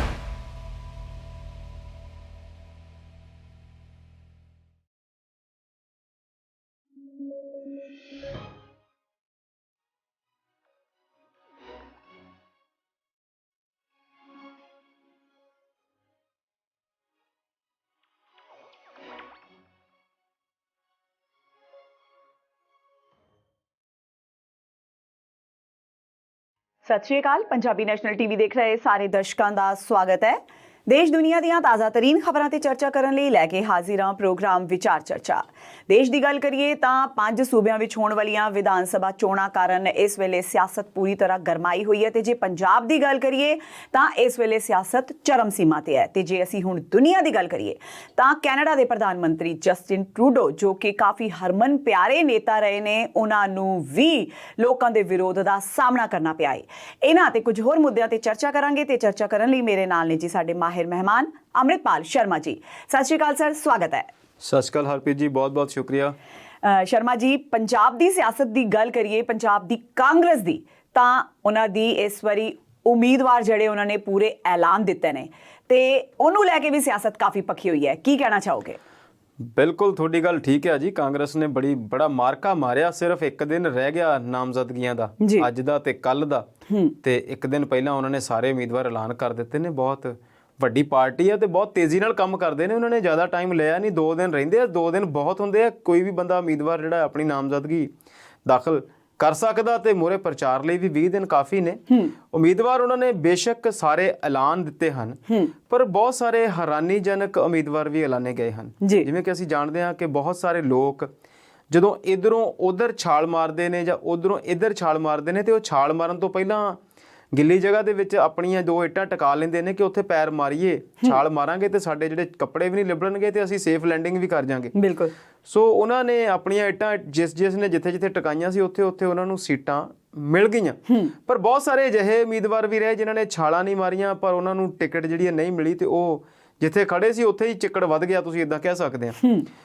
ਬਹੁਤ ਵੱਡੇ ਲੋਕ ਨੇ ਜਿਨ੍ਹਾਂ ਦੇ ਪੱਤੇ ਕੱਟੇ ਗਏ ਨੇ। ਪਰ ਗੱਲ ਅਸੀਂ ਇਹ ਵੀ ਜਾਣਦੇ ਹਾਂ ਰਾਜਨੀਤੀ ਦੇ ਵਿੱਚ ਜਾਂ ਸਿਆਸਤ ਦੇ ਵਿੱਚ ਜਾਂ ਇਲੈਕਸ਼ਨ ਵਾਲੀ ਜਿਹੜੀ ਪ੍ਰਣਾਲੀ ਆ ਉਹਦੇ ਵਿੱਚ ਕਿ ਵੱਡਾ ਉਹੀ ਆ ਜਿਹਦੇ ਨਾਲ ਲੋਕ ਸਹਿਮਤ ਨੇ। ਬਿਲਕੁਲ। ਵੱਡਾ ਉਹੀ ਆ ਜਿਹਨੂੰ ਲੋਕ ਵੋਟ ਪਾਉਂਦੇ ਨੇ ਤੇ ਨਹੀਂ ਤੇ 3 ਵਾਰ ਦੀ ਮੁੱਖ ਮੰਤਰੀ ਸ਼ੀਲਾ ਦੀਕਸ਼ਤ ਜਦੋਂ ਆਪਣੀ ਚੋਣ ਹਾਰੀ ਕੇਜਰੀਵਾਲ ਜੀ ਤੋਂ ਤਾਂ ਕੇਜਰੀਵਾਲ ਉਦੋਂ ਵੱਡੇ ਲੀਡਰ ਨਹੀਂ ਸਨ, ਉਹਨਾਂ ਨੂੰ ਹਰਾ ਕੇ ਹੀ ਉਹ ਵੱਡੇ ਲੀਡਰ ਬਣੇ। ਤੇ ਦਿੱਲੀ ਵਿੱਚ ਅਜਿਹੀਆਂ ਬਹੁਤ ਉਦਾਹਰਣਾਂ ਸਨ ਜਦੋਂ ਵੱਡੇ ਲੋਕਾਂ ਨੂੰ ਦਿੱਗਜ ਜਿਨ੍ਹਾਂ ਨੂੰ ਕਹਿ ਸਕਦੇ ਆ। ਦਿੱਗਜ ਅਸੀਂ ਇਸ ਕਰਕੇ ਵੀ ਕਹਿੰਦੇ ਆ ਕਿ ਲੋਕ ਸੁਰਖੀਆਂ 'ਚ ਰਹਿੰਦੇ ਨੇ। ਉਹਨਾਂ ਨੇ ਲੰਬਾ ਸਮਾਂ ਸਿਆਸਤ ਨੂੰ ਦਿੱਤਾ ਹੁੰਦਾ ਤੇ ਉਹਨਾਂ ਨੇ ਆਪਣਾ ਜਿਹੜਾ ਹਲਕੇ ਦੇ ਵਿੱਚ ਚੋਣ ਜਿਹੜੀ ਆ ਉਹ 1 ਤੋਂ ਵਧੇਰੇ ਵਾਰ ਜਿੱਤ ਲਈ ਹੁੰਦੀ ਆ ਜਾਂ ਵੱਡੇ ਮਾਰਜਨ ਨਾਲ ਜਿੱਤੀ ਹੁੰਦੀ ਆ। ਫਿਰ ਉਹ ਇਹ ਜਿਹੜੇ ਖਿਤਾਬ ਨੇ ਉਹ ਜਿੱਤ ਲੈਂਦੇ ਨੇ ਕਿ ਉਹ ਵੱਡਾ ਲੀਡਰ ਹੈ ਜੀ। ਹਾਲਾਂਕਿ ਕੰਮ ਭਾਵੇਂ ਉਹ ਵੱਡੇ ਕਰਨ ਨਾ ਕਰਨ। ਦੇਖੋ ਇਹ ਗੱਲ ਬਿਲਕੁਲ ਠੀਕ ਜਾਪਦੀ ਹੈ ਜਦੋਂ ਅਸੀਂ ਉਹਨਾਂ ਨੂੰ ਦੂਰ ਤੋਂ ਦੇਖਦੇ ਹਾਂ ਕਿ ਉਹ ਕੰਮ ਨਹੀਂ ਕਰਦੇ ਜਾਂ ਉਹ ਕੰਮ ਚੰਗੇ ਨਹੀਂ ਕਰਦੇ। ਪਰ ਜਦੋਂ ਅਸੀਂ ਅਸਲੀਅਤ 'ਚ ਜਾ ਕੇ ਗਰਾਊਂਡ ਲੈਵਲ ਤੇ ਦੇਖਦੇ ਹਾਂ ਫਿਰ ਇਦਾਂ ਨਜ਼ਰ ਆਉਂਦਾ ਹੈ ਕਿ ਕੋਈ ਵੀ ਨਹੀਂ ਕੰਮ ਸਹੀ ਕਰਦਾ। ਬਿਲਕੁਲ। ਇੱਕ ਸਰਕਾਰ, ਦੂਜੀ ਸਰਕਾਰ, ਬਦਲ ਕੇ ਫਿਰ ਸਰਕਾਰ, ਫਿਰ ਕੋਈ ਹੋਰ ਸਰਕਾਰ, ਸੈਂਟਰ ਦੇ ਵਿੱਚ ਕੋਈ ਹੋਰ ਸਰਕਾਰ, ਅੱਜ ਕੋਈ ਹੋਰ MP, ਅਗਲੀ ਵਾਰ ਕੋਈ ਹੋਰ MP। ਇਟ ਮੀਨਸ ਕਿ ਗ੍ਰਾਸ ਰੂਟ ਦੇ ਉੱਤੇ ਕਿਤੇ ਸਮੱਸਿਆਵਾਂ ਹੋਰ ਨੇ। ਬਿਲਕੁਲ। ਜਿੱਦਾਂ ਤੁਸੀਂ ਇੱਦਾਂ ਕਹਿ ਨਹੀਂ ਸਕਦੇ ਕਿ ਕੋਈ ਵੀ ਕੰਮ ਨਹੀਂ ਕਰਦਾ ਜੀ। ਜੇਕਰ ਸਿਰਫ ਇਹੀ ਗੱਲ ਹੋਵੇ ਤਾਂ ਫਿਰ ਆਟੇ 'ਚ ਲੂਣ ਜਿੰਨੇ ਕੰਮ ਤੇ ਚੰਗੇ ਦਿਖਣੇ ਚਾਹੀਦੇ ਨੇ। ਬਿਲਕੁਲ। ਕੋਈ ਕੌਨਸਟੀਚੁਐਂਸੀ ਕੋਈ ਪਿੰਡ ਕਿਤੇ ਤੇ ਨਜ਼ਰ ਆਵੇ ਕਿ ਹਾਂ ਇੱਥੇ ਲੀਡਰ ਨੇ ਕੁਝ ਚੰਗੇ ਕੰਮ ਕੀਤੇ ਨੇ। ਪੈਸਾ ਵੀ ਆਉਂਦਾ ਹੈ, ਪੈਸਾ ਖਰਚਿਆ ਵੀ ਜਾਂਦਾ ਹੈ। ਜੇ ਕੁਝ ਹੱਦ ਤੱਕ ਕਰਪਸ਼ਨ ਵੀ ਕਹਿ ਲਓ ਕਿ ਹੁੰਦੀ ਹੈ, ਉਹਦੇ ਬਾਵਜੂਦ ਵੀ ਕਿਤੇ ਵੀ ਕੋਈ ਸੰਤੁਸ਼ਟੀਜਨਕ ਰਿਪੋਰਟ ਕਿਸੇ ਪਿੰਡ ਤੋਂ, ਕਿਸੇ ਹਲਕੇ ਤੋਂ, ਕਿਸੇ ਜ਼ਿਲ੍ਹੇ ਤੋਂ, ਕਿਸੇ ਸ਼ਹਿਰ ਤੋਂ ਕਿਤੇ ਤਾਂ ਨਜ਼ਰ ਆਵੇ। ਇਟ ਮੀਨਸ ਸਮੱਸਿਆਵਾਂ ਜਿਹੜੀਆਂ ਨੇ ਉਹ ਵੱਡੀਆਂ ਨੇ, ਗੰਭੀਰ ਨੇ, ਤੇ ਲੀਡਰ ਜਿਹੜੇ ਨੇ ਉਹ ਉਹਨਾਂ ਦੀ ਸੋਚ ਤੋਂ ਜਾਂ ਉਹਨਾਂ ਦੇ ਦਾਇਰੇ ਤੋਂ ਬਾਹਰ ਨੇ ਜੀ। ਰੁਜ਼ਗਾਰ ਦੀ ਗੱਲ ਕਰ ਲਓ, ਨਸ਼ੇ ਦੀ ਗੱਲ ਕਰ ਲਓ, ਬੇਅਦਬੀ ਦੀ ਗੱਲ ਕਰ ਲਓ, ਬਹੁਤ ਸਾਰੀਆਂ ਸਮੱਸਿਆਵਾਂ ਨੇ ਜਿਨ੍ਹਾਂ ਨੂੰ ਬੋਲ ਕੇ ਸਾਨੂੰ ਇਦਾਂ ਲੱਗਣ ਲੱਗ ਗਿਆ ਕਿ ਅਸੀਂ ਰੋਜ਼ ਇਹਨਾਂ ਚੀਜ਼ਾਂ 'ਚ ਹੀ ਰਹਿੰਦੇ ਹਾਂ। ਪਰ ਗੱਲ ਅਸੀਂ ਕਾਂਗਰਸ ਦੀ ਕਰਦੇ ਸੀ, ਉੱਥੋਂ ਵਾਪਸ ਆ ਜਾਈਏ ਜੀ। ਮਹਿੰਦਰ ਸਿੰਘ ਕੇਪੀ, ਕੇਵਲ ਸਿੰਘ ਢਿੱਲੋਂ, ਬਹੁਤ ਵੱਡੇ ਅਜਿਹੇ ਨਾਮ ਤੁਹਾਨੂੰ ਦਿਖਣਗੇ ਜਿਨ੍ਹਾਂ ਨੂੰ ਟਿਕਟਸ ਜਿਹੜੀਆਂ ਉਹ ਨਹੀਂ ਮਿਲੀਆਂ। ਬਿਲਕੁਲ। ਤੇ ਬਹੁਤ ਸਾਰੇ ਅਜਿਹੇ ਨਾਮ ਵੀ ਮਿਲਣਗੇ ਜਿਹੜੇ ਆਸ਼ੂ ਬੰਗੜ ਨੂੰ ਟਿਕਟ ਮਿਲੀ ਆਮ ਆਦਮੀ ਪਾਰਟੀ ਤੋਂ, ਆਪਣੀ ਪਾਰਟੀ ਛੱਡੀ, ਇੱਧਰ ਪਾਰਟੀ ਜੁਆਇਨ ਕੀਤੀ ਤੇ ਅਗਲੇ ਦਿਨ ਹੀ ਟਿਕਟ ਮਿਲ ਗਈ। ਸੋ ਇੱਕ ਦੋ ਨਾਮ ਮੈਂ ਲੈ ਦਿੱਤੇ ਨੇ, ਕਿਸੇ ਨੂੰ ਹੋਰ ਬੁਰਾ ਨਾ ਲੱਗੇ। ਬਹੁਤ ਸਾਰੇ ਨਾਮ ਅਜਿਹੇ ਨੇ ਜਿਨ੍ਹਾਂ ਨੂੰ ਟਿਕਟਸ ਜਿਹੜੀਆਂ ਉਹ ਮਿਲ ਗਈਆਂ ਤੇ ਬਹੁਤਿਆਂ ਨੂੰ ਨਹੀਂ ਮਿਲੀਆਂ। ਮੁੱਖ ਮੰਤਰੀ ਸਾਹਿਬ ਦੇ ਆਪਣੇ ਭਰਾ ਆਜ਼ਾਦ ਖੜ ਗਏ ਨੇ ਤੇ ਸਮੱਸਿਆਵਾਂ ਜਿਹੜੀਆਂ ਨੇ ਉਹ ਢੇਰ ਨੇ। ਬਿਲਕੁਲ। ਸੋ ਇਸੇ ਤਰੀਕੇ ਦੇ ਨਾਲ ਚੱਲਦਿਆਂ ਸਿਰਫ 2 ਦਿਨ ਰਹਿੰਦਿਆਂ ਕਾਂਗਰਸ ਨੇ ਕੁੱਲ ਮਿਲਾ ਕੇ ਫੇਰ ਵੀ ਆਪਣੇ ਜਿਹੜੇ ਨੇ ਉਮੀਦਵਾਰ ਪੂਰੇ ਕਰ ਲਏ ਨੇ ਤੇ ਟਿਕਟਾਂ ਜਿਹੜੀਆਂ ਨੇ ਉਹ ਵੰਡ ਦਿੱਤੀਆਂ ਨੇ। ਹਾਲਾਂਕਿ ਇੱਕ ਸਾਡੇ ਨਜ਼ਰੀਏ ਤੋਂ ਇੱਕ ਕਮੀ ਉਹਨਾਂ ਨੇ ਰੱਖ ਲਈ ਕਿ ਮੁੱਖ ਮੰਤਰੀ ਨੂੰ 2 ਜਗ੍ਹਾ ਤੋਂ ਜਿਹੜੀ ਆ ਉਹ ਸੀਟ ਲੜਾ ਦਿੱਤੀ। ਜੀ ਸ਼ਰਮਾ ਜੀ, ਜੇ ਅਸੀਂ ਗੱਲ ਕਰੀਏ ਕਿ ਕਾਂਗਰਸ ਨੇ ਬਹੁਤ ਜ਼ਿਆਦਾ ਰਿਸਕ ਨਹੀਂ ਲਿਆ, ਹਾਲਾਂਕਿ ਉਹੀ ਹਲਕੇ ਤੋਂ ਉਹਨਾਂ ਦੇ ਜਿਹੜੇ ਜਿੱਤੇ ਹੋਏ ਐਮਪੀ ਸੀ, ਕੁਝ ਟਿਕਟਾਂ ਕੱਟ ਕੇ ਬਾਕੀ ਸਾਰਿਆਂ ਨੂੰ ਉਹੀ ਦੇ ਦਿੱਤੀਆਂ ਗਈਆਂ। ਤੇ ਖਡੂਰ ਸਾਹਿਬ ਤੋਂ ਰਮਨਜੀਤ ਸਿੰਘ ਸਿੱਕੀ ਦੀ ਜੇ ਗੱਲ ਕਰ ਲਈਏ ਤਾਂ ਉਹਨਾਂ ਨੂੰ ਬੇਸ਼ੱਕ ਟਿਕਟ ਮਿਲ ਚੁੱਕੀ ਹੈ, ਪਰ ਫਿਰ ਵੀ ਕਿਧਰੇ ਨਾ ਕਿਧਰੇ ਮੈਨੂੰ ਲੱਗਦਾ ਜਾ ਕੇ ਉਹ ਸ਼ਸ਼ੋ 5 ਵਿੱਚ ਨੇ ਤੇ ਉਹਨਾਂ ਨੇ ਆਜ਼ਾਦ ਉਮੀਦਵਾਰ ਦੇ ਤੌਰ ਤੇ ਵੀ ਕਾਗਜ਼ ਭਰ ਦਿੱਤੇ ਨੇ। ਕੀ ਕਹਿਣਾ ਚਾਹੋਗੇ? ਬਿਲਕੁਲ, ਤੁਹਾਡੀ ਗੱਲ ਠੀਕ ਹੈ ਜੀ। ਬਹੁਤ ਵੱਡੇ ਲੀਡਰ ਨੇ ਉਹ ਵੀ। ਖਡੂਰ ਸਾਹਿਬ ਤੋਂ ਐਮਐਲਏ ਨੇ, ਦੂਸਰੀ ਵਾਰ ਤੀਸਰੀ ਵਾਰ ਲਈ ਇਲੈਕਸ਼ਨ ਲੜ ਰਹੇ ਨੇ। ਟਿਕਟ ਕਾਂਗਰਸ ਤੋਂ ਮਿਲ ਚੁੱਕੀ ਹੈ। ਜਸਬੀਰ ਸਿੰਘ ਡਿੰਪਾ ਜਿਹੜੇ ਮੈਂਬਰ ਪਾਰਲੀਮੈਂਟ ਨੇ ਖਡੂਰ ਸਾਹਿਬ ਤੋਂ ਹੀ, ਉਹਨਾਂ ਨਾਲ ਉਹਨਾਂ ਦੀ ਕੁਝ ਤਕਰਾਰ ਜਾਂ ਸਿਆਸੀ ਰੰਜਿਸ਼ ਜਿਹੜੀ ਆ ਉਹ ਚੱਲਦੀ ਰਹਿੰਦੀ ਹੈ। ਡਿੰਪਾ ਜੀ ਆਪਣੇ ਲਈ ਸੀਟ ਮੰਗ ਰਹੇ ਸੀ ਜਾਂ ਆਪਣੇ ਬੇਟੇ ਲਈ ਸੀਟ ਮੰਗ ਰਹੇ ਸੀ ਤੇ ਟਿਕਟ ਜਿਹੜੀ ਆ ਉਹ ਦੁਬਾਰੇ ਰਮਨਜੀਤ ਸਿੱਕੀ ਨੂੰ ਮਿਲ ਗਈ। ਸਿੱਖੀ ਦੇ ਵਿੱਚ ਬੜਾ ਨਾਮ ਰੱਖਦੇ ਨੇ, ਦਰਬਾਰ ਸਾਹਿਬ ਰੈਗੂਲਰ ਜਾਂਦੇ ਨੇ ਤੇ ਜਦੋਂ ਉੱਥੇ ਜਾਂਦੇ ਨੇ ਫਿਰ ਉਹ ਫੋਨ ਵੀ ਆਪਣਾ ਬੰਦ ਰੱਖਦੇ ਨੇ। ਸਮਾਜ ਸੇਵਾ ਦੇ ਵਿੱਚ ਵੀ ਚੰਗਾ ਕਾਰੋਬਾਰ ਹੈ, ਚੰਗਾ ਕੰਮ ਕਰਦੇ ਨੇ ਤੇ ਚੰਗੀ ਵੱਡੀ ਖੇਤੀ ਵੀ ਕਰਦੇ ਨੇ। ਹੋਰ ਵੀ ਬਹੁਤ ਸਾਰੀਆਂ ਚੰਗੀਆਂ ਗੱਲਾਂ ਉਹਨਾਂ ਨਾਲ ਜੁੜੀਆਂ ਹੋਈਆਂ ਨੇ। ਰਾਣਾ ਗੁਰਜੀਤ ਦੇ ਨੇੜੇ ਮੰਨੇ ਜਾਂਦੇ ਨੇ ਤੇ ਕੁਝ ਸਮੇਂ ਲਈ ਉਹ ਹਲਕਾ ਭੁਲੱਥ ਤੋਂ ਇੰਚਾਰਜ ਵੀ ਲੱਗੇ ਰਹੇ ਕਾਂਗਰਸ ਦੇ ਵਿੱਚ। ਜਦੋਂ ਖਹਿਰਾ ਸਾਹਿਬ ਆਪ ਤੋਂ ਜਿੱਤ ਗਏ ਸੀ ਤੇ ਇੱਥੇ ਇੰਚਾਰਜ ਵੀ ਰਹੇ ਰਮਨਜੀਤ ਸਿੱਕੀ। ਟਿਕਟ ਮਿਲਣ ਦੇ ਬਾਵਜੂਦ ਵੀ ਜਿਹੜੀ ਅਸੁਰੱਖਿਆ ਦੀ ਭਾਵਨਾ ਆ ਉਹਨਾਂ ਦੇ ਵਿੱਚ ਕਿਤੇ ਨਾ ਕਿਤੇ ਰਹੀ, ਜਾਂ ਫਿਰ ਜਿੱਦਾਂ ਸਾਡੇ ਮੀਡੀਆ ਦੇ ਵਿੱਚ ਇੱਕ ਲਾਈਨ ਬੋਲੀ ਜਾਂਦੀ ਹੈ ਸੂਤਰ। ਹੋ ਸਕਦਾ ਹੈ ਉਹਨਾਂ ਨੂੰ ਸੂਤਰਾਂ ਨੇ ਕੋਈ ਅਜਿਹੀ ਸਲਾਹ ਜਾਂ ਅਜਿਹੀ ਕੋਈ ਭਵਿੱਖਬਾਣੀ ਕੀਤੀ ਹੋਵੇ ਜਾਂ ਕੋਈ ਅੰਦਰਲੀ ਕੰਸੋ ਦਿੱਤੀ ਹੋਵੇ ਜਿਹਦੇ ਆਧਾਰ ਤੇ ਉਹਨਾਂ ਨੇ ਇੱਕ ਹੀ ਹਲਕੇ ਤੋਂ 2 ਨੋਮੀਨੇਸ਼ਨਸ ਜਿਹੜੀਆਂ ਫਾਈਲ ਕੀਤੀਆਂ। ਸਾਨੂੰ ਅਜੀਬ ਲੱਗਦੀ ਹੈ ਗੱਲ, ਅਟਪਟੀ ਵੀ ਲੱਗਦੀ ਹੈ, ਪਰ ਲੋਕਤੰਤਰ ਹੈ, ਵੋਟਾਂ ਦੇ ਜੰਗ ਵਿੱਚ ਸਭ ਕੁਝ ਜਾਇਜ਼ ਹੈ। ਜਿੱਦਾਂ ਅਸੀਂ ਕਹਿ ਦਿੰਦੇ ਹਾਂ everything is fair in love and war, ਤੇ ਇਹ ਇੱਕ ਵੱਖਰੀ ਤਰ੍ਹਾਂ ਦੀ ਵਾਰ ਹੈ ਜਿੱਥੇ ਹਰ ਹੀਲਾ ਜਿਹੜਾ ਆ ਉਹ ਵਰਤਿਆ ਜਾਂਦਾ ਹੈ। ਲੀਡਰ ਜਿਹੜੇ ਨੇ ਉਹ ਉਸ ਕੁਰਸੀ ਨੂੰ ਪਾਉਣ ਲਈ ਕੁਝ ਵੀ ਕਰਦੇ ਨੇ। ਮਜੀਠੀਆ ਸਾਹਿਬ ਹੁਣ 2 ਸੀਟਾਂ ਤੋਂ ਖੜ ਗਏ ਨੇ, ਮੁੱਖ ਮੰਤਰੀ ਚੰਨੀ ਵੀ 2 ਸੀਟਾਂ ਤੋਂ ਖੜ ਗਏ ਨੇ। ਰਮਨਜੀਤ ਸਿੰਘ ਸਿੱਕੀ ਨੇ ਇੱਕ ਵੱਡੀ ਮਿਸਾਲ ਪੇਸ਼ ਕੀਤੀ ਹੈ ਕਿ ਇੱਕ ਹੀ ਸੀਟ ਤੋਂ 2 ਤਰੀਕੇ ਨਾਲ ਆਪਣੇ ਕਾਗਜ਼ ਜਿਹੜੇ ਨੇ ਦਾਖਲ ਕੀਤੇ ਨੇ। ਇੱਕ ਪਾਰਟੀ ਦੇ ਨੋਮੀਨੇਸ਼ਨਸ ਤੇ, ਕਿਉਂਕਿ ਉਹਨਾਂ ਨੂੰ ਕਾਂਗਰਸ ਪਾਰਟੀ ਤੋਂ ਟਿਕਟ ਮਿਲੀ ਹੈ ਤੇ ਉਹਦੇ ਨਾਲ ਉਹਨਾਂ ਨੂੰ ਇੱਕ ਲੈਟਰ ਮਿਲਦਾ ਹੈ। ਉਹ ਲੈਟਰ ਉਹਨਾਂ ਨੇ ਜਮ੍ਹਾਂ ਕਰਾਉਣਾ ਹੁੰਦਾ ਹੈ ਆਪਣੇ ਪੇਪਰਸ ਦੇ ਨਾਲ, ਜਿਸ ਤੋਂ ਪਤਾ ਲੱਗਦਾ ਹੈ ਕਿ ਉਹ ਪਾਰਟੀ ਦੇ ਹੀ ਕੈਂਡੀਡੇਟ ਨੇ। ਨਾਲ ਦੀ ਨਾਲ ਉਹਨਾਂ ਨੇ ਇੱਕ ਨੋਮੀਨੇਸ਼ਨ ਹੋਰ ਜਿਹੜੀ ਆ ਭਰ ਦਿੱਤੀ ਹੈ ਆਜ਼ਾਦ ਤੌਰ ਤੇ। ਉਹਨਾਂ ਨੂੰ ਖਦਸ਼ਾ ਸੀ ਕਿ ਕਿਉਂਕਿ ਕੱਲ ਦਾ ਦਿਨ ਹਾਲੇ ਬਾਕੀ ਹੈ, ਜੇ ਟਿਕਟ ਕੱਟੀ ਜਾਵੇ, ਜਦੋਂ ਟਿਕਟ ਕੱਟੀ ਜਾਵੇਗੀ ਤੇ ਉਹ ਜਿਹੜਾ ਲੈਟਰ ਆ ਉਹ ਕਾਂਗਰਸ ਵਾਪਸ ਲੈ ਲਏਗੀ ਤੇ ਨਵੇਂ ਕੈਂਡੀਡੇਟ ਨੂੰ ਉਹ ਲੈਟਰ ਜਾਰੀ ਕਰ ਦੇਗੀ ਤੇ ਫਿਰ ਉਹ ਕਾਂਗਰਸ ਦੇ ਕੈਂਡੀਡੇਟ ਨਹੀਂ ਰਹਿਣਗੇ। ਤੇ ਉਹਨਾਂ ਨੂੰ ਇਸ ਗੱਲ ਦਾ ਖਦਸ਼ਾ ਸੀ ਕਿ ਇਦਾਂ ਨਾ ਹੋਵੇ ਕਿ ਅਖੀਰਲੇ ਮੌਕੇ ਤੇ ਜਾਂ ਕੁਝ ਸਮਾਂ, ਬਿਲਕੁਲ ਕੁਝ ਘੰਟੇ ਰਹਿੰਦਿਆਂ ਹੀ ਜਿਹੜੀ ਆ ਨੋਮੀਨੇਸ਼ਨਸ ਕਿਸੇ ਹੋਰ ਵੱਲੋਂ ਕਰ ਦਿੱਤੀ ਜਾਵੇ ਤੇ ਉਹ ਆਜ਼ਾਦ ਭਰਨੋਂ ਵੀ ਰਹਿ ਜਾਣ। ਉਹਨਾਂ ਨੇ ਆਜ਼ਾਦ ਰਹਿੰਦਿਆਂ ਪਹਿਲਾਂ ਹੀ ਆਪਣੇ ਡਾਕੂਮੈਂਟਸ ਜਿਹੜੇ ਨੇ ਉਹ ਫਿਲ ਅਪ ਕਰ ਦਿੱਤੇ ਨੇ ਸੋ ਦੈਟ ਉਹ ਆਪਣੀ ਨੋਮੀਨੇਸ਼ਨ ਜਿਹੜੀ ਉਹ ਬਚਾਈ ਰੱਖਣ। ਬੀਤੇ ਦਿਨਾਂ 'ਚ ਖਬਰਾਂ ਆਈਆਂ ਸੀ ਕਿ ਉਹਨਾਂ ਦੇ ਬਾਰੇ 'ਚ ਕਿਸੇ ਬੈਂਕ ਨੇ ਵੀ ਚੋਣ ਕਮਿਸ਼ਨ ਨੂੰ ਲਿਖਿਆ ਸੀ ਕਿ ਇਹਨਾਂ ਦੀ ਜਿਹੜੀ ਕੈਂਡੀਡੇਚਰ ਆ ਉਹ ਰੱਦ ਕਰ ਦਿੱਤੀ ਜਾਵੇ ਕਿਉਂਕਿ ਇਹ ਕਿਸੇ ਬੈਂਕ ਦੇ ਵੱਡੇ ਲੋਨ ਦੇ ਡਿਫਾਲਟਰ ਨੇ। ਹੁਣ ਚੋਣ ਕਮਿਸ਼ਨ ਉਸ ਚਿੱਠੀ ਨੂੰ ਸਵੀਕਾਰ ਕਰਦਾ ਹੈ ਜਾਂ ਅਸਵੀਕਾਰ ਕਰਦਾ ਹੈ, ਇਹ ਗੱਲ 2 ਤਰੀਕ ਤੋਂ ਬਾਅਦ ਸਾਹਮਣੇ ਆਵੇਗੀ ਕਿਉਂਕਿ ਅੱਜ ਤੇ ਕੱਲ 1 ਫਰਵਰੀ ਤੱਕ ਤੇ ਸਮਾਂ ਹੈ ਨੋਮੀਨੇਸ਼ਨ ਕਰਨ ਦਾ। ਨੋਮੀਨੇਸ਼ਨਸ ਤੋਂ ਬਾਅਦ ਜਦੋਂ ਸਕਰੂਟਨੀ ਹੋਵੇਗੀ, ਇਹਨਾਂ ਭਰੇ ਹੋਏ ਕਾਗਜ਼ਾਂ ਦੀ ਜਾਂਚ ਪੜਤਾਲ ਕੀਤੀ ਜਾਵੇਗੀ 4 ਤਰੀਕ ਤੱਕ, ਫਿਰ ਇੱਕ ਦਿਨ ਕਾਗਜ਼ਾਂ ਨੂੰ ਵਾਪਸ ਲੈਣ ਦਾ ਵੀ ਸਮਾਂ ਦਿੱਤਾ ਜਾਂਦਾ ਕਿ ਜੇ ਕੋਈ ਆਪਣੀ ਨੋਮੀਨੇਸ਼ਨ ਜਿਹੜੀ ਆ ਵਿਡਰਾਅ ਕਰਨੀ ਚਾਹੁੰਦਾ, ਆਪਣੇ ਕੈਂਡੀਡੇਚਰ ਜਿਹੜੀ ਉਹਨਾਂ ਨੇ ਭਰੇ ਨੇ ਕਾਗਜ਼ ਉਹਨਾਂ ਨੂੰ ਵਾਪਸ ਲੈਣਾ ਚਾਹੁੰਦਾ, ਉਹ ਸਮਾਂ ਵੀ ਦਿੱਤਾ ਜਾਂਦਾ। ਪਰ ਐਜ਼ ਆਫ ਨਾਓ ਜੇ ਹੁਣ ਤੱਕ ਦੀ ਗੱਲ ਕਰੀਏ ਤੇ ਰਮਨਜੀਤ ਸਿੱਕੀ ਨੇ ਇੱਕ ਵੱਖਰਾ ਜਿਹੜਾ ਮਿਸਾਲ ਪੇਸ਼ ਕੀਤੀ ਆ। ਉਹਨਾਂ ਨੂੰ ਆਪਣੀ ਪਾਰਟੀ ਤੇ ਜਾਂ ਪਾਰਟੀ ਹਾਈ ਕਮਾਂਡ ਤੇ ਭਰੋਸਾ ਨਹੀਂ ਸੀ, ਜਾਂ ਇਦਾਂ ਕਹਿ ਲਓ ਕਿ ਉਹਨਾਂ ਨੂੰ ਖਦਸ਼ਾ ਸੀ ਕਿ ਉਹਨਾਂ ਦੀ ਟਿਕਟ ਜਿਹੜੀ ਆ ਉਹ ਕੱਟ ਦਿੱਤੀ ਜਾਵੇਗੀ। ਅਜਿਹੀਆਂ ਗੱਲਾਂ ਸਾਹਮਣੇ ਆ ਰਹੀਆਂ ਨੇ ਹਰਪ੍ਰੀਤ ਜੀ। ਜੀ ਸ਼ਰਮਾ ਜੀ, ਤੁਸੀਂ ਗੱਲ ਕੀਤੀ ਹੈ ਚਰਨਜੀਤ ਸਿੰਘ ਚੰਨੀ 2 ਹਲਕਿਆਂ ਤੋਂ ਚੋਣ ਲੜ ਰਹੇ ਨੇ, ਭਦੌੜ ਤੋਂ ਵੀ ਸਾਹਮਣੇ ਆ ਗਿਆ ਹੈ ਕਿ ਹੁਣ ਚਰਨਜੀਤ ਸਿੰਘ ਚੰਨੀ ਚੋਣ ਲੜਨਗੇ, ਕੀ ਕਹਿਣਾ ਚਾਹੋਗੇ? ਦੇਖੋ, ਜਦੋਂ ਤਾਂ ਅਸੀਂ ਇੱਕ ਮੀਡੀਆ ਪਰਸਨ ਦੇ ਤੌਰ ਤੇ ਜਾਂ ਨਿੱਜੀ ਤੌਰ ਤੇ ਆਪਣੀ ਰਾਏ ਰੱਖਦੇ ਹਾਂ ਤੇ ਬੜੀ ਇਹ ਅਜੀਬ, ਬੜੀ ਗਲਤ, ਬਹੁਤ ਹੀ ਇਹ ਨਕਾਰਾ ਜੀ, ਜਾਂ ਤੁਸੀਂ ਇੱਦਾਂ ਕਹਿ ਲਓ ਨੈਗੇਟਿਵ ਜਿਹੀ ਥਾਟ ਲੱਗਦੀ ਹੈ ਬਿਲਕੁਲ ਕਿ 117 ਸੀਟਾਂ ਸੰਵਿਧਾਨ ਨੇ ਜਾਂ ਚੋਣ ਕਮਿਸ਼ਨ ਨੇ ਤੈਅ ਕੀਤੀਆਂ ਨੇ ਤੇ 117 ਬੰਦਿਆਂ ਨੇ 117 ਸੀਟਾਂ ਲੜਨੀਆਂ ਨੇ, 117 ਹੀ ਐਮਐਲਏ ਬਣਨੇ ਨੇ। ਜੇ ਇੱਕ ਬੰਦਾ 2 ਜਗ੍ਹਾ ਤੋਂ ਚੋਣ ਲੜੇਗਾ, 2 ਜਗ੍ਹਾ ਤੋਂ ਜਿੱਤ ਕੇ ਸਾਹਮਣੇ ਆਏਗਾ ਤਾਂ 116 ਰਹਿ ਜਾਣਗੇ। ਫਿਰ ਸੰਵਿਧਾਨ ਕਹਿੰਦਾ ਹੈ ਕਿ ਤੁਸੀਂ 2 ਜਗ੍ਹਾ ਤੋਂ, ਸੰਵਿਧਾਨ ਨਹੀਂ ਸੌਰੀ ਚੋਣ ਕਮਿਸ਼ਨ ਦੀਆਂ ਹਦਾਇਤਾਂ ਤੁਸੀਂ ਇਹਨਾਂ ਨੂੰ ਕਹਿ ਲਓ ਕਿ ਉਹਦੇ ਅਧੀਨ ਜੇ ਕੋਈ ਬੰਦਾ 2 ਜਗ੍ਹਾ ਤੋਂ ਸੀਟ ਲੜਦਾ ਹੈ ਤੇ ਉਹ ਦੋਨੋਂ ਜਗ੍ਹਾ ਤੋਂ ਜਿੱਤ ਜਾਂਦਾ ਤਾਂ ਫਿਰ ਇੱਕ ਜਗ੍ਹਾ ਤੋਂ ਅਸਤੀਫਾ ਦੇ ਦਿੰਦਾ। ਮੈਂ ਹਾਲਾਂਕਿ ਸੰਵਿਧਾਨਕ ਜਾਂ ਚੋਣ ਮਾਹਰ ਨਹੀਂ, ਪਰ ਮੈਨੂੰ ਲੱਗਦਾ ਹੈ ਕਿ ਅਜਿਹਾ ਕਿਤੇ ਲਿਖਿਆ ਹੋਇਆ ਨਹੀਂ ਹੋਣਾ ਕਿ ਕੋਈ ਬੰਦਾ 2 ਜਗ੍ਹਾ ਤੋਂ ਲੜ ਸਕਦਾ। ਸ਼ਾਇਦ ਇਹ ਵੀ ਨਾ ਲਿਖਿਆ ਹੋਵੇ ਕਿ ਉਹ ਨਹੀਂ ਲੜ ਸਕਦਾ, ਇਸੇ ਕਰਕੇ ਉਸ ਚੀਜ਼ ਦਾ ਜਿਹੜਾ ਫਾਇਦਾ ਉਠਾ ਲਿਆ ਜਾਂਦਾ ਜੀ। ਤੇ ਬੀਤੇ ਦਿਨਾਂ ਦੇ ਵਿੱਚ ਵਿਕਰਮ ਸਿੰਘ ਮਜੀਠੀਆ ਦੀ ਚਰਚਾ ਹੋਈ ਕਿ ਉਹਨਾਂ ਨੇ ਮਜੀਠੀਆ ਦੇ ਨਾਲ ਮਜੀਠੇ ਹਲਕੇ ਦੇ ਨਾਲ ਆਪਣੀ ਜਿਹੜੀ ਨੋਮੀਨੇਸ਼ਨ ਹੈ ਉਹ ਨਵਜੋਤ ਸਿੰਘ ਸਿੱਧੂ ਦੇ ਖਿਲਾਫ ਵੀ ਭਰ ਦਿੱਤੀ। ਚਰਚਾ ਚਰਨਜੀਤ ਸਿੰਘ ਚੰਨੀ ਦੀ ਬਹੁਤ ਦਿਨਾਂ ਤੋਂ ਚੱਲ ਰਹੀ ਸੀ ਤੇ ਅੱਜ ਫਿਰ ਆਖਰੀ ਜਿਹੜੀ ਸੀਟ ਆ ਉਹਦੇ 'ਚ ਭਦੌੜ ਹਲਕੇ ਤੋਂ ਉਹਨਾਂ ਨੂੰ ਕੈਂਡੀਡੇਸ਼ਨ ਜਿਹੜੀ ਆ ਉਹ ਦੇ ਦਿੱਤੀ ਗਈ ਹੈ, ਨੋਮੀਨੇਸ਼ਨ ਭਰਨ ਦੀ ਇਜਾਜ਼ਤ ਦੇ ਦਿੱਤੀ ਆ। ਨੋਮੀਨੇਸ਼ਨ ਉਹਨਾਂ ਨੇ ਕਰ ਵੀ ਦਿੱਤੀ ਅੱਜ। ਪਿਰਮਲ ਸਿੰਘ ਖਾਲਸਾ ਉਥੋਂ ਆਪ ਦੇ ਲੀਡਰ ਸੀ, ਪਿਛਲੀ ਵਾਰ ਮੇਰਾ ਖਿਆਲ ਉਥੋਂ ਜਿੱਤੇ ਸੀ। ਉਹਨਾਂ ਨੇ ਪਾਰਟੀ ਛੱਡ ਕੇ, ਆਮ ਆਦਮੀ ਪਾਰਟੀ ਛੱਡ ਕੇ ਕਾਂਗਰਸ ਜੁਆਇਨ ਕਰ ਲਈ ਸੀ। ਵੱਡੀਆਂ ਵੋਟਾਂ ਵੀ ਉਹਨਾਂ ਕੋਲ ਸਨ। ਹੁਣ ਦੇਖਣਾ ਇਹ ਹੋਵੇਗਾ ਕਿ ਚੰਨੀ ਸਾਹਿਬ ਉੱਥੋਂ ਕੋਈ ਮਾਰਕਾ ਮਾਰਦੇ ਨੇ। ਜੇ ਉੱਥੋਂ ਮਾਰਕਾ ਮਾਰਦੇ ਨੇ ਤਾਂ ਫਿਰ ਕੀ ਉਹ ਜਿੱਤਦੇ ਨੇ? ਜੇ ਜਿੱਤਦੇ ਨੇ ਤਾਂ ਕੀ ਉਹ ਭਦੌੜ ਦੀ ਸੀਟ ਰੱਖਣਗੇ ਜਾਂ ਚਮਕੌਰ ਸਾਹਿਬ ਦੀ ਸੀਟ ਰੱਖਣਗੇ? ਨਾਲ ਦੀ ਨਾਲ ਇਹ ਵੀ ਗੱਲ ਹੈ ਕਿ ਜੇ ਉਹ ਦੋਨੋਂ ਜਿੱਤਦੇ ਨੇ ਤਾਂ ਫਿਰ ਇੱਕ ਜਗ੍ਹਾ ਤੋਂ ਬਾਈ ਇਲੈਕਸ਼ਨ ਹੋਣੀ ਤੈਅ ਹੈ। ਇਹਦੇ ਨਾਲ ਦੀ ਨਾਲ ਅਸੀਂ ਦੱਸ ਦਈਏ ਕਿ ਬਾਈ ਇਲੈਕਸ਼ਨਸ ਹੋਰ ਵੀ ਬਹੁਤ ਸਾਰੀਆਂ ਤੈਅ ਨੇ। ਸੁਖਬੀਰ ਸਿੰਘ ਬਾਦਲ MP ਨੇ, ਭਗਵੰਤ ਸਿੰਘ ਮਾਨ MP ਨੇ, ਹੋਰ ਵੀ ਬਹੁਤ ਸਾਰੇ ਲੀਡਰ ਨੇ ਜਿਹੜੇ ਸਾਡੇ ਕੋਲ MP ਨੇ। ਉਹ ਜਦੋਂ ਆਪਣੀ ਸੀਟ ਜਿੱਤ ਜਾਣਗੇ ਤਾਂ ਜ਼ਾਹਿਰ ਤੌਰ ਤੇ ਉਹ ਮੈਂਬਰ ਪਾਰਲੀਮੈਂਟ ਤੋਂ ਅਸਤੀਫਾ ਦੇਣਗੇ ਤੇ ਉਧਰ ਬਾਈ ਇਲੈਕਸ਼ਨ ਹੋਣੀ ਲਾਜ਼ਮੀ ਹੈ। ਜੇਕਰ ਉਹ ਜਿੱਤਦੇ ਨੇ, ਸਰਕਾਰ ਉਸ ਪਾਰਟੀ ਦੀ ਨਹੀਂ ਬਣਦੀ, ਉਹ ਫਿਰ ਆਪਣੀ ਮੈਂਬਰ ਪਾਰਲੀਮੈਂਟ ਵਾਲੀ ਜਿਹੜੀ ਕੁਰਸੀ ਉਹ ਸੰਭਾਲ ਕੇ ਰੱਖਣਗੇ ਤਾਂ ਇੱਧਰ ਬਾਈ ਇਲੈਕਸ਼ਨ ਜਿਹੜੀ ਉਹ ਤੈਅ ਹੈ। ਸੋ ਚੋਣ ਸੁਧਾਰਾਂ ਦੀ ਜਦੋਂ ਅਸੀਂ ਗੱਲ ਕਰਦੇ ਹਾਂ ਤਾਂ ਇੱਥੇ ਬਹੁਤ ਸਾਰੀਆਂ ਗੁੰਜਾਇਸ਼ਾਂ ਹਾਲੇ ਹਨ ਜਿਹੜੀਆਂ ਕਿ ਹੋ ਜਾਣੀਆਂ ਚਾਹੀਦੀਆਂ ਨੇ।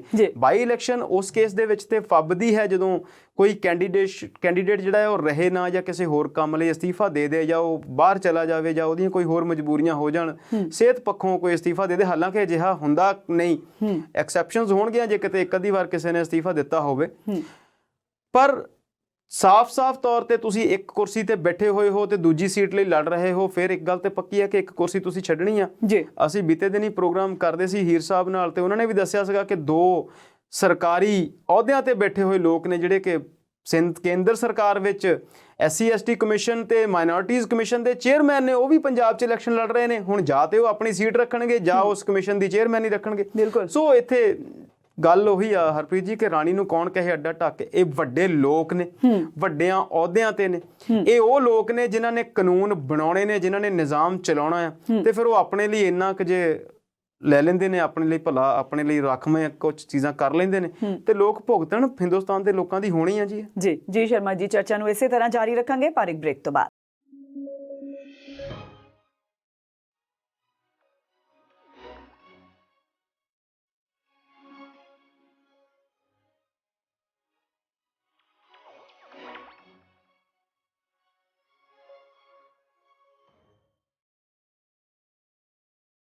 ਬ੍ਰੇਕ ਤੋਂ ਬਾਅਦ ਸਵਾਗਤ ਹੈ। ਸ਼ਰਮਾ ਜੀ, ਅਸੀਂ ਗੱਲ ਕਰ ਰਹੇ ਸੀ ਪੰਜਾਬ ਦੀ ਸਿਆਸਤ ਦੀ, ਤੇ ਪੰਜਾਬ ਦੀ ਸਿਆਸਤ ਦੇ ਵਿੱਚ ਇੱਕ ਹੋਰ ਬੜਾ ਵੱਡਾ ਭੁਚਾਲ ਆਇਆ ਹੈ ਅੱਜ, ਜਦੋਂ ਸੁਪਰੀਮ ਕੋਰਟ ਵੱਲੋਂ ਬਿਕਰਮ ਸਿੰਘ ਮਜੀਠੀਆ ਨੂੰ ਦੀ ਗ੍ਰਿਫਤਾਰੀ ਤੇ 23 ਫਰਵਰੀ ਤੱਕ ਰੋਕ ਲਗਾ ਦਿੱਤੀ ਗਈ ਹੈ। ਦੇਖੋ, ਸਿਆਸਤ ਦੀ ਅਸੀਂ ਗੱਲ ਕਰ ਰਹੇ ਹਾਂ ਤੇ ਹੋਰ ਅਸੀਂ ਕਰਨਾ ਵੀ ਕੀ ਹੈ, ਘੱਟੋ ਘੱਟ ਚੋਣਾਂ ਤੱਕ ਤੇ ਇਹੀ ਕੁਝ ਕਰਾਂਗੇ ਜੀ। ਕੋਸ਼ਿਸ਼ ਕਰਾਂਗੇ ਹਰਪ੍ਰੀਤ ਜੀ, ਪਹਿਲਾਂ ਵੀ ਆਪਾਂ ਕਈ ਵਾਰ ਕਰਦੇ ਰਹੇ ਹਾਂ ਕਿ ਕੁਝ ਅਜਿਹੀਆਂ ਚੀਜ਼ਾਂ ਪ੍ਰੋਗਰਾਮ 'ਚ ਐਡ ਕਰੀਏ ਜਿਹੜੀਆਂ ਥੋੜ੍ਹੀਆਂ ਜਿਹੀਆਂ ਗੈਰ ਸਿਆਸੀ ਹੋਣ, ਪਰ ਖਬਰਾਂ ਇੰਨੀਆਂ ਹੋ ਜਾਂਦੀਆਂ ਨੇ, ਇੰਨੀਆਂ ਮਹੱਤਵਪੂਰਨ ਹੋ ਜਾਂਦੀਆਂ ਨੇ ਕਿ ਇਹਨਾਂ ਦੇ ਵਿੱਚ ਜਿਹੜਾ ਸਾਰਾ ਸਮਾਂ ਲੰਘ ਜਾਂਦਾ। ਪਰ ਚੋਣਾਂ ਤੋਂ ਬਾਅਦ ਕੋਸ਼ਿਸ਼ ਕਰਾਂਗੇ ਕਿ ਕੁਝ ਚੀਜ਼ਾਂ ਰੈਗੂਲਰੀ ਗੈਰ ਸਿਆਸੀ ਜਿਹੜੀਆਂ ਨੇ ਜਾਂ ਸਮਾਜਿਕ ਨੇ ਜਾਂ ਹੋਰ ਤਰੀਕੇ ਦੇ ਨਾਲ ਸਾਡੇ ਨਾਲ ਜੁੜੀਆਂ ਹੋਈਆਂ ਨੇ ਉਹਨਾਂ 'ਤੇ ਗੱਲਬਾਤ ਜ਼ਰੂਰ ਕਰੀਏ। ਤੁਸੀਂ ਅੱਜ ਦੇ ਸਿਆਸੀ ਭੁਚਾਲ ਦੀ ਗੱਲ ਕੀਤੀ, ਮੈਨੂੰ ਨਹੀਂ ਲੱਗਦਾ ਕਿ ਇਹਨੂੰ ਤੁਸੀਂ ਸਿਆਸੀ ਭੁਚਾਲ ਕਹਿ ਸਕਦੇ ਆ ਜੀ, ਤੂਫਾਨ ਕਹਿ ਲਓ। ਥੋੜੀ ਜਿਹੀ ਨਹੀਂ, ਇਦਾਂ ਕਹਿ ਲਓ ਕਿ ਥੋੜੀ ਜਿਹੀ ਇਹ ਇਦਾਂ ਲੱਗਦਾ ਸੀ ਕਿ ਇਦਾਂ ਹੋ ਹੀ ਜਾਣਾ ਹੈ ਜੀ। ਤੁਸੀਂ ਯਾਦ ਕਰੋ ਸੁਮੇਧ ਸਿੰਘ ਸੈਣੀ ਐਕਸ ਡੀਜੀਪੀ ਵਾਲਾ ਕੇਸ, ਉਹਦੇ ਵਿੱਚ ਕੋਈ 5-6 ਮਹੀਨੇ ਪਹਿਲਾਂ ਹੀ ਮਾਨਯੋਗ ਸੁਪਰੀਮ ਕੋਰਟ ਨੇ ਉਹਨਾਂ ਨੂੰ ਇਲੈਕਸ਼ਨਸ ਤੱਕ ਜ਼ਮਾਨਤ ਦੇ ਦਿੱਤੀ ਸੀ। ਤੇ ਉਦੋਂ ਇਹ ਲੱਗਦਾ ਸੀਗਾ ਕਿ ਜਿਹੜੀ ਸਾਡੀ ਜੁਡੀਸ਼ੀਅਲ ਹਿਸਟਰੀ ਆ ਉਹਦੇ 'ਚ ਇੱਕ ਆਪਣੇ ਤੌਰ ਦਾ ਵੱਖਰਾ ਕੇਸ ਸੀ ਜੀ, ਜਿਹਦੇ ਵਿੱਚ ਜ਼ਮਾਨਤ ਜਿਹੜੀ ਆ ਉਹ ਕਿਸੇ ਪਾਰਟਿਕੂਲਰ ਤਰੀਕ ਤੱਕ ਨਾ ਦੇ ਕੇ ਇੱਕ ਇਵੈਂਟ ਤੱਕ ਦੇ ਦਿੱਤੀ ਗਈ ਸੀ। ਬਿਲਕੁਲ ਇਹ ਵੀ ਉਸੇ ਤਰੀਕੇ ਦੇ ਨਾਲ ਜੁੜਿਆ ਹੋਇਆ ਕੇਸ ਸੀ। ਮਾਨਯੋਗ ਸੁਪਰੀਮ ਕੋਰਟ ਤੇ ਮਾਨਯੋਗ ਚੀਫ ਜਸਟਿਸ ਆਫ ਇੰਡੀਆ ਨੇ ਵੱਡੀਆਂ ਟਿੱਪਣੀਆਂ ਇਸ ਮਾਮਲੇ 'ਚ ਕੀਤੀਆਂ ਨੇ ਜੀ। ਪਰ ਤੁਸੀਂ ਇਦਾਂ ਕਹਿ ਲਓ ਕਿ ਸਾਡੀ ਜਿਹੜੀ ਸਹਿਣਸ਼ੀਲਤਾ ਹੈ, ਸਾਡੀ ਨਹੀਂ, ਸਿਆਸੀ ਲੋਕਾਂ ਦੀ, ਸਿਆਸੀ ਦਲਾਂ ਦੀ, ਸਰਕਾਰਾਂ ਦੀ ਇੰਨੀ ਵੱਧ ਗਈ ਆ ਕਿ ਇਹ ਹੁਣ ਸੁਪਰੀਮ ਕੋਰਟ ਦੀਆਂ ਟਿੱਪਣੀਆਂ ਨੂੰ ਟਿੱਚ ਜਾਣਦੇ ਨੇ। ਨਹੀਂ ਤੇ ਲਖੀਮਪੁਰ ਖੀਰੀ ਕੇਸ ਦੇ ਵਿੱਚ ਸੁਪਰੀਮ ਕੋਰਟ ਤੋਂ ਸੂਮੋਟੋ ਲੈ ਕੇ ਜਦੋਂ ਉਹਦੇ ਤੇ 3-4 ਵਾਰ ਸੁਪਰੀਮ ਕੋਰਟ ਨੇ ਜਿਹੋ ਜਿਹੀਆਂ ਟਿੱਪਣੀਆਂ ਕੀਤੀਆਂ, ਜੇ ਇਹੋ ਜਿਹੀਆਂ ਟਿੱਪਣੀਆਂ 30 ਸਾਲ ਜਾਂ 35 ਸਾਲ ਜਾਂ 40 ਸਾਲ ਪਹਿਲਾਂ ਕੀਤੀਆਂ ਹੁੰਦੀਆਂ ਤੇ ਹੜਕੰਪ ਮਚ ਜਾਣਾ ਸੀ। ਬਿਲਕੁਲ। ਮੋਦੀ ਸਰਕਾਰ ਜਦੋਂ ਨਵੀਂ ਬਣੀ ਤੇ 5 ਚੀਫ ਜਸਟਿਸ ਜਿਹੜੇ ਸੀ, ਭਾਰਤ ਦੇ ਜਸਟਿਸ ਜਿਹੜੇ ਸੀ ਸੁਪਰੀਮ ਕੋਰਟ ਦੇ, ਉਹਨਾਂ ਨੇ ਇੱਕ ਪ੍ਰੈਸ ਕਾਨਫਰੰਸ ਕੀਤੀ ਸੀ, 4 ਸੀਗੇ ਉਹ, ਤੇ ਉਦੋਂ ਬਹੁਤ ਦਿਨਾਂ ਤੱਕ ਉਹਦੀ ਚਰਚਾ ਹੁੰਦੀ ਰਹੀ। 6-7 ਸਾਲ ਪੁਰਾਣੀ ਗੱਲ ਹੋ ਗਈ, ਅੱਜ ਵੀ ਉਹਦੀ ਜਿਹੜੀ ਆ ਕਿਤੇ ਨਾ ਕਿਤੇ ਗੱਲ ਹੁੰਦੀ ਰਹਿੰਦੀ ਆ ਕਿ ਸੁਪਰੀਮ ਕੋਰਟ ਦੇ ਜੱਜਾਂ ਨੂੰ ਇਹ ਕਹਿਣਾ ਪਿਆ। ਪਰ ਹੁਣ ਤੁਸੀਂ ਦੇਖ ਲਓ ਕਿ ਰੋਜ਼ ਹੀ ਅਸੀਂ ਇਹੋ ਜਿਹੀਆਂ ਖਬਰਾਂ ਪੜ੍ਹਦੇ ਹਾਂ, ਰੋਜ਼ ਹੀ ਅਸੀਂ ਇਹੋ ਜਿਹੀਆਂ ਤਲਖ ਟਿੱਪਣੀਆਂ ਮਾਣਯੋਗ ਹਾਈ ਕੋਰਟਸ ਵੱਲੋਂ, ਵੱਖ-ਵੱਖ ਸੁਪਰੀਮ ਕੋਰਟਸ ਵੱਲੋਂ ਸੁਣਦੇ ਹਾਂ। ਬੰਗਾਲ ਇਲੈਕਸ਼ਨਸ ਨੂੰ ਲੈ ਕੇ ਇਲਾਹਾਬਾਦ ਹਾਈ ਕੋਰਟ ਨੇ ਕਿਹਾ ਕਿ ਕਿਉਂ ਨਾ ਤੁਹਾਨੂੰ ਚੋਣਾਂ ਕਰਾਉਣ ਦੇ ਦੋਸ਼ ਵਿੱਚ ਕਤਲ ਮੰਨ ਲਿਆ ਜਾਵੇ ਜਿਹੜੇ ਕਰੋਨਾ ਦੀ ਸੈਕੰਡ ਵੇਵ ਵਿੱਚ ਲੋਕ ਮਰੇ। ਬਿਲਕੁਲ। ਸੋ ਏਡੀਆਂ ਵੱਡੀਆਂ ਟਿੱਪਣੀਆਂ ਦੇ ਬਾਵਜੂਦ ਵੀ ਸਰਕਾਰਾਂ ਤੇ ਸਿਆਸੀ ਧਿਰਾਂ ਤੇ ਸਿਆਸੀ ਲੀਡਰਾਂ ਤੇ ਕੱਖ ਅਸਰ ਨਹੀਂ। ਇਹ ਸਿਰਫ ਔਰ ਸਿਰਫ ਆਪਣਾ ਜਿਹੜਾ ਮਨੋਰਥ ਹੈ ਉਹਨੂੰ ਸਿੱਧ ਕਰਨ 'ਚ ਲੱਗੇ ਹੋਏ ਨੇ ਜੀ। ਪਰ ਜੀ ਸ਼ਰਮਾ ਜੀ, ਤੁਸੀਂ ਕਿਹਾ ਕਿ ਵੀ ਮਤਲਬ ਸੁਪਰੀਮ ਕੋਰਟ ਨੇ ਬੇਸ਼ੱਕ ਤਲਖ ਟਿੱਪਣੀਆਂ ਕੀਤੀਆਂ ਨੇ, ਪਰ ਜੇ ਅਸੀਂ ਅੱਜ ਦੇ ਚੋਣ ਕਮਿਸ਼ਨ ਦਾ ਜੇ ਅਸੀਂ ਨਵੀਆਂ ਹਦਾਇਤਾਂ ਦੀ ਗੱਲ ਕਰੀਏ ਤਾਂ ਨਵੀਆਂ ਹਦਾਇਤਾਂ ਦੇ ਅਨੁਸਾਰ ਜਿਹੜੀਆਂ 1000 ਬੰਦਾ ਰੈਲੀ ਵਿੱਚ ਇਕੱਠਾ ਹੋ ਸਕਦਾ ਹੈ। ਇਹਦਾ ਮਤਲਬ ਤਾਂ ਇਹ ਹੋਇਆ ਕਿ ਰੈਲੀਆਂ ਕਰਨ ਦੀ ਪਰਮਿਸ਼ਨ ਦੇ ਦਿੱਤੀ ਗਈ ਹੈ ਇਸ ਕਰੋਨਾ ਕਾਲ 'ਚ। ਦੇਖੋ, ਤੁਸੀਂ ਅਗਲਾ ਸਵਾਲ ਲੈ ਆਏ ਆ, ਥੋੜੀ ਜਿਹੀ ਗੱਲ ਉਹਦੀ ਕਰਨੀ ਸੀ ਕਿ ਸੁਪਰੀਮ ਕੋਰਟ ਨੇ ਅੱਜ ਉਹਨਾਂ ਨੂੰ 23 ਫਰਵਰੀ ਤੱਕ ਦੀ ਜ਼ਮਾਨਤ ਦੇ ਦਿੱਤੀ ਹੈ ਜੀ। ਜ਼ਮਾਨਤ ਦੇ ਦਿੱਤੀ ਕਹਿ ਲਓ, ਜਾਂ ਜ਼ਮਾਨਤ ਜਿਹੜੀ ਉਹਨਾਂ ਨੂੰ ਮਿਲੀ ਹੋਈ ਸੀ ਉਹਨੂੰ ਕੰਟੀਨਿਊ ਕਰਨਾ ਕਹਿ ਦਿੱਤਾ, ਜਾਂ ਫਿਰ ਇਦਾਂ ਕਹਿ ਲਓ ਕਿ ਉਹਨਾਂ ਦੀ ਗ੍ਰਿਫਤਾਰੀ ਦੇ ਉੱਤੇ 23 ਤਰੀਕ ਤੱਕ ਜਿਹੜੀ ਆ ਰੋਕ ਲਾ ਦਿੱਤੀ ਹੈ ਜੀ। ਹੁਣ ਉਹਦੇ 'ਚ ਇਹੀ ਹੋਵੇਗਾ ਕਿ ਜਿਹੜੀ ਸੱਤਾਧਾਰੀ ਧਿਰ ਹੈ ਕਾਂਗਰਸ, ਉਹ ਇਹ ਕਹੇਗੀ ਕਿ ਇਹ ਤਾਂ ਸਿਰਫ ਆਰਜ਼ੀ ਰੋਕ ਹੈ, ਕੇਸ ਹਾਲੇ ਬਰਕਰਾਰ ਹੈ, ਤੇ ਅਕਾਲੀ ਦਲ ਦੇ ਲੋਕ ਕਹਿਣਗੇ ਕਿ ਸਾਨੂੰ ਜ਼ਮਾਨਤ ਮਿਲ ਗਈ ਹੈ, ਇਟ ਮੀਨਸ ਕੋਰਟ ਨੇ ਸਾਨੂੰ ਨਿਰਦੋਸ਼ ਸਮਝ ਲਿਆ ਹੈ। ਪਰ ਅਸੀਂ ਇਹ ਜਾਣਦੇ ਹਾਂ ਕਿ ਸਰਕਾਰ ਦੁਆਰਾ ਢਿੱਲ ਮੱਠ ਵਰਤੇ ਜਾਣ ਕਰਕੇ 10, 12, 14 ਸਾਲ ਇਹ ਕੇਸ ਲਟਕਦਾ ਰਿਹਾ ਜੀ। ਇਸੇ ਕਰਕੇ ਹੁਣ ਜਦੋਂ ਇਹ ਕੇਸ ਸਾਹਮਣੇ ਆਇਆ ਤੇ ਨਾਲ ਦੀ ਨਾਲ ਹੀ ਚੋਣਾਂ ਦਾ ਜਿਹੜਾ ਦੌਰ ਸੀ ਉਹ ਸਾਹਮਣੇ ਸੀ। ਹੁਣ ਉਹ ਜਿਹੜੇ ਜਿਸ ਬੰਦੇ ਦੇ ਉੱਤੇ ਕੇਸ ਹੈ, ਵਿਕਰਮ ਸਿੰਘ ਮਜੀਠੀਆ, ਉਹ ਵਿਰੋਧੀ ਪਾਰਟੀ ਦਾ ਵੱਡਾ ਲੀਡਰ ਹੈ। ਇਸੇ ਕਰਕੇ ਉਹਨਾਂ ਨੂੰ ਚੋਣ ਲੜਨ ਦੇਣ ਤੱਕ ਦੀ ਤੁਸੀਂ ਕਹਿ ਲਓ ਕਿ ਜਿਹੜੀ ਜ਼ਮਾਨਤ ਹੈ ਉਹ ਦੇ ਦਿੱਤੀ ਗਈ ਹੈ। ਕਿਉਂਕਿ ਜਦੋਂ ਵਕੀਲ ਸਾਹਿਬ ਸਾਹਮਣੇ ਜਾ ਕੇ ਪੇਸ਼ ਰੱਖਦੇ ਨੇ ਤੱਥ, ਤੇ ਉਹ ਇਹੀ ਕਹਿੰਦੇ ਨੇ ਕਿ ਇਹ ਵੈਂਡੇਟਾ ਪੋਲਿਟਿਕਸ ਹੈ, ਬਦਲੇ ਦੀ ਕਾਰਵਾਈ ਹੈ। ਪਰ FIR ਕੁਝ ਹੋਰ ਕਹਿ ਰਹੀ ਹੈ ਤੇ ਜਿਹੜੇ ਅਫੀਸ਼ੀਅਲਸ ਨੇ ਜਾਂ ਵਕੀਲ ਨੇ ਉਹ ਦਲੀਲ ਕੁਝ ਹੋਰ ਦੇ ਰਹੇ ਨੇ। ਫਿਰ ਅਦਾਲਤ ਇਹ ਸੋਚਦੀ ਆ, ਅੱਜ ਵੀ ਚੀਫ ਜਸਟਿਸ ਨੇ ਕਿਹਾ ਕਿ ਜਦੋਂ ਚੋਣਾਂ ਆਉਂਦੀਆਂ ਨੇ ਉਦੋਂ ਹੀ ਕਿਉਂ ਇਹ ਜਿਹੜੇ ਮਸਲੇ ਨੇ ਸਾਹਮਣੇ ਆਉਂਦੇ ਨੇ, ਖਾਸ ਕਰਕੇ ਪੰਜਾਬ ਵਰਗੀ ਸਟੇਟ ਤੋਂ। ਸੋ ਵਿਕਰਮਜੀਤ ਸਿੰਘ ਮਜੀਠੀਆ ਲਈ ਇੱਕ ਵੱਡੀ ਰਾਹਤ ਦੀ ਗੱਲ ਹੈ ਕਿ ਉਹ ਹੁਣ ਚੋਣ ਪ੍ਰਚਾਰ ਕਰ ਸਕਣਗੇ। ਸਿੱਧੂ ਦੇ ਨਾਲ ਉਹਨਾਂ ਨੇ ਇੱਕ ਨਵੀਂ ਸੀਟ ਦੇ ਉੱਤੇ ਲੜਾਈ ਲਈ ਹੋਈ ਹੈ, ਉੱਥੇ ਵੀ ਇਹ ਲੜ ਸਕਣੇ, ਪੰਜਾਬ ਵਿੱਚ ਵੀ ਉਹ ਚੋਣ ਪ੍ਰਚਾਰ ਕਰ ਸਕਣਗੇ।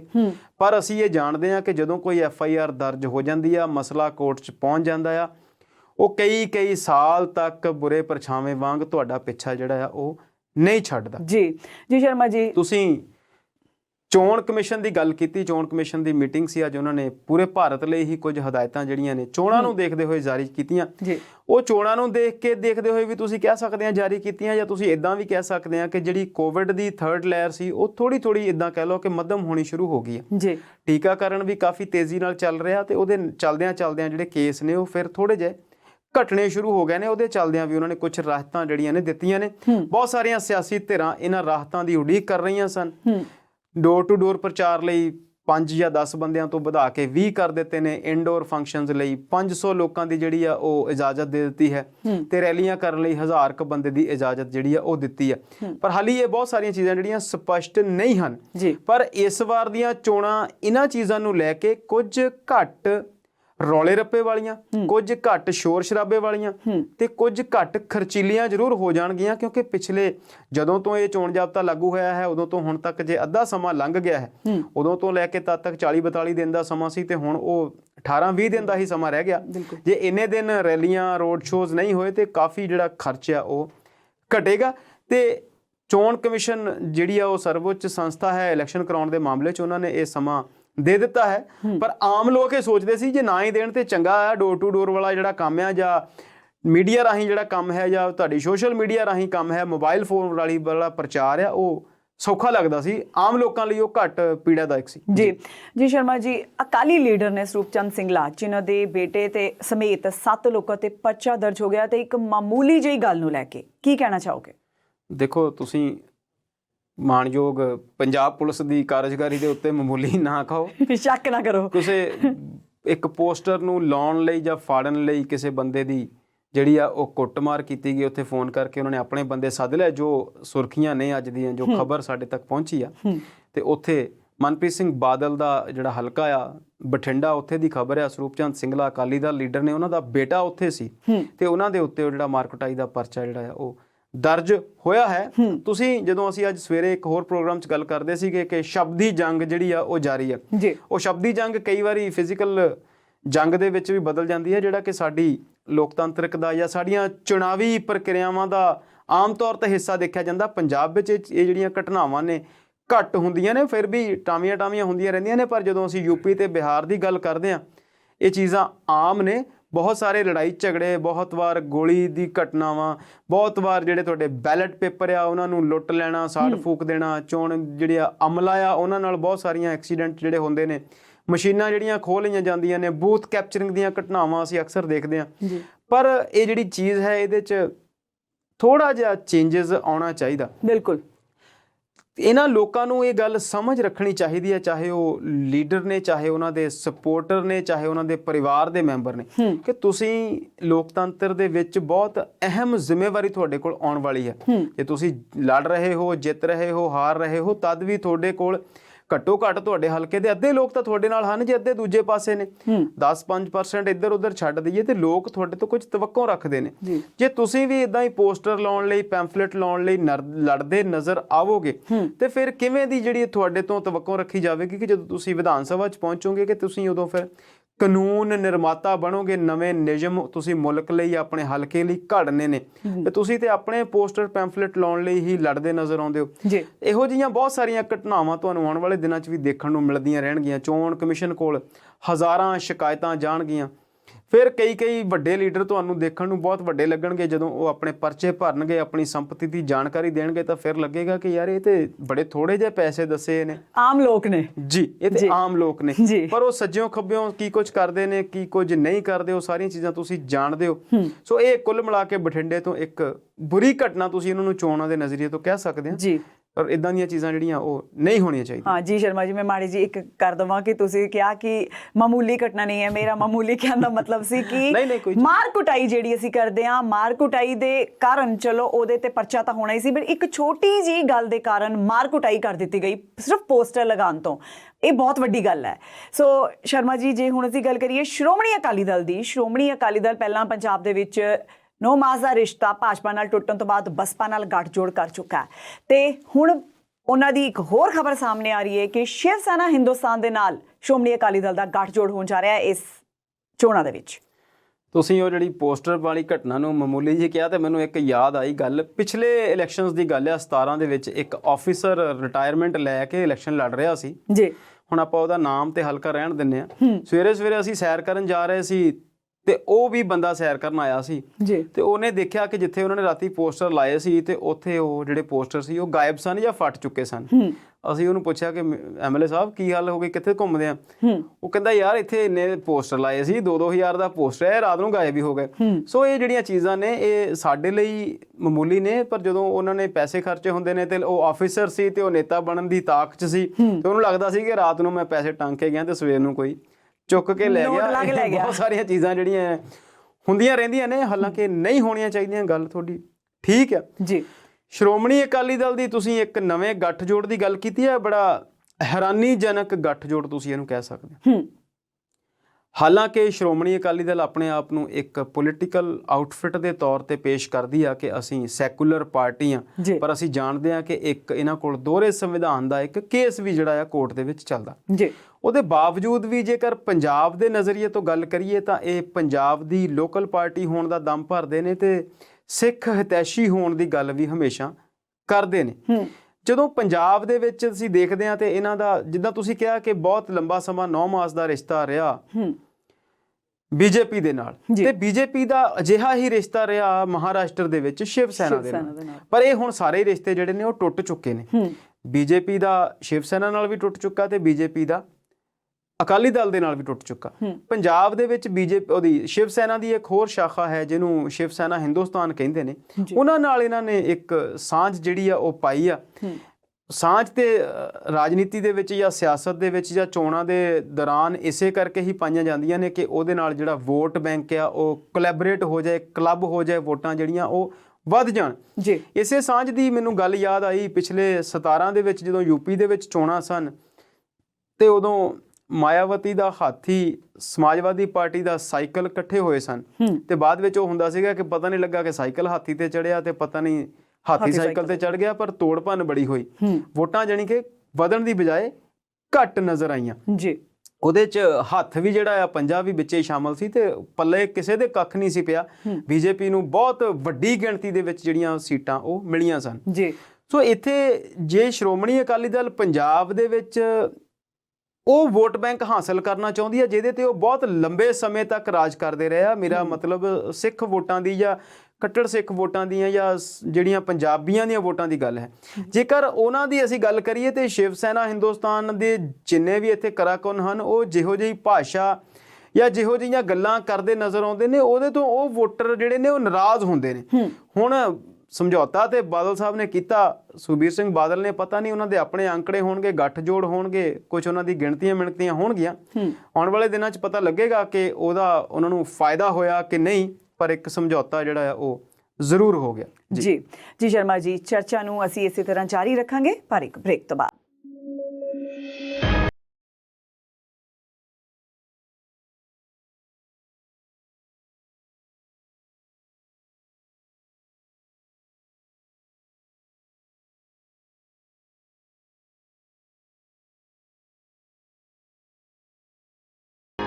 ਬ੍ਰੇਕ ਤੋਂ ਬਾਅਦ ਆਪਣੇ ਦਰਸ਼ਕਾਂ ਨੂੰ ਜੀ ਆਇਆਂ ਨੂੰ ਆਖਦੇ ਹਾਂ।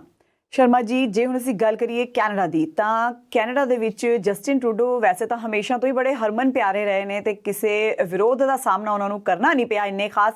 ਪਰ ਹੁਣ ਬੀਤੇ ਦਿਨਾਂ 'ਚ ਕਰੋਨਾ ਦੇ ਜਿਹੜੀਆਂ ਉਹਨਾਂ ਨੇ ਸਖਤੀਆਂ ਕੀਤੀਆਂ, ਉਹਨਾਂ ਪਾਬੰਦੀਆਂ ਨੂੰ ਲੈ ਕੇ ਉਸ ਤੋਂ ਬਾਅਦ ਕੁਝ ਇਹੋ ਜਿਹਾ ਘਟਨਾਕ੍ਰਮ ਹੋਇਆ ਕਿ ਉਹਨਾਂ ਨੇ ਟਰੱਕ ਡਰਾਈਵਰਾਂ ਤੇ ਇੱਕ ਟਿੱਪਣੀ ਕਰ ਦਿੱਤੀ ਤੇ ਹੁਣ ਉਹਨਾਂ ਨੂੰ ਟਰੱਕ ਡਰਾਈਵਰਾਂ ਦੇ ਵਿਰੋਧ ਦਾ ਸਾਹਮਣਾ ਕਰਨਾ ਪਿਆ ਤੇ ਆਮ ਲੋਕ ਵੀ ਜਿਹੜੇ ਉਹ ਟਰੱਕ ਡਰਾਈਵਰਾਂ ਦੇ ਸਮਰਥਨ ਵਿੱਚ ਆ ਚੁੱਕੇ ਨੇ। ਕੀ ਕਹਿਣਾ ਚਾਹੋਗੇ?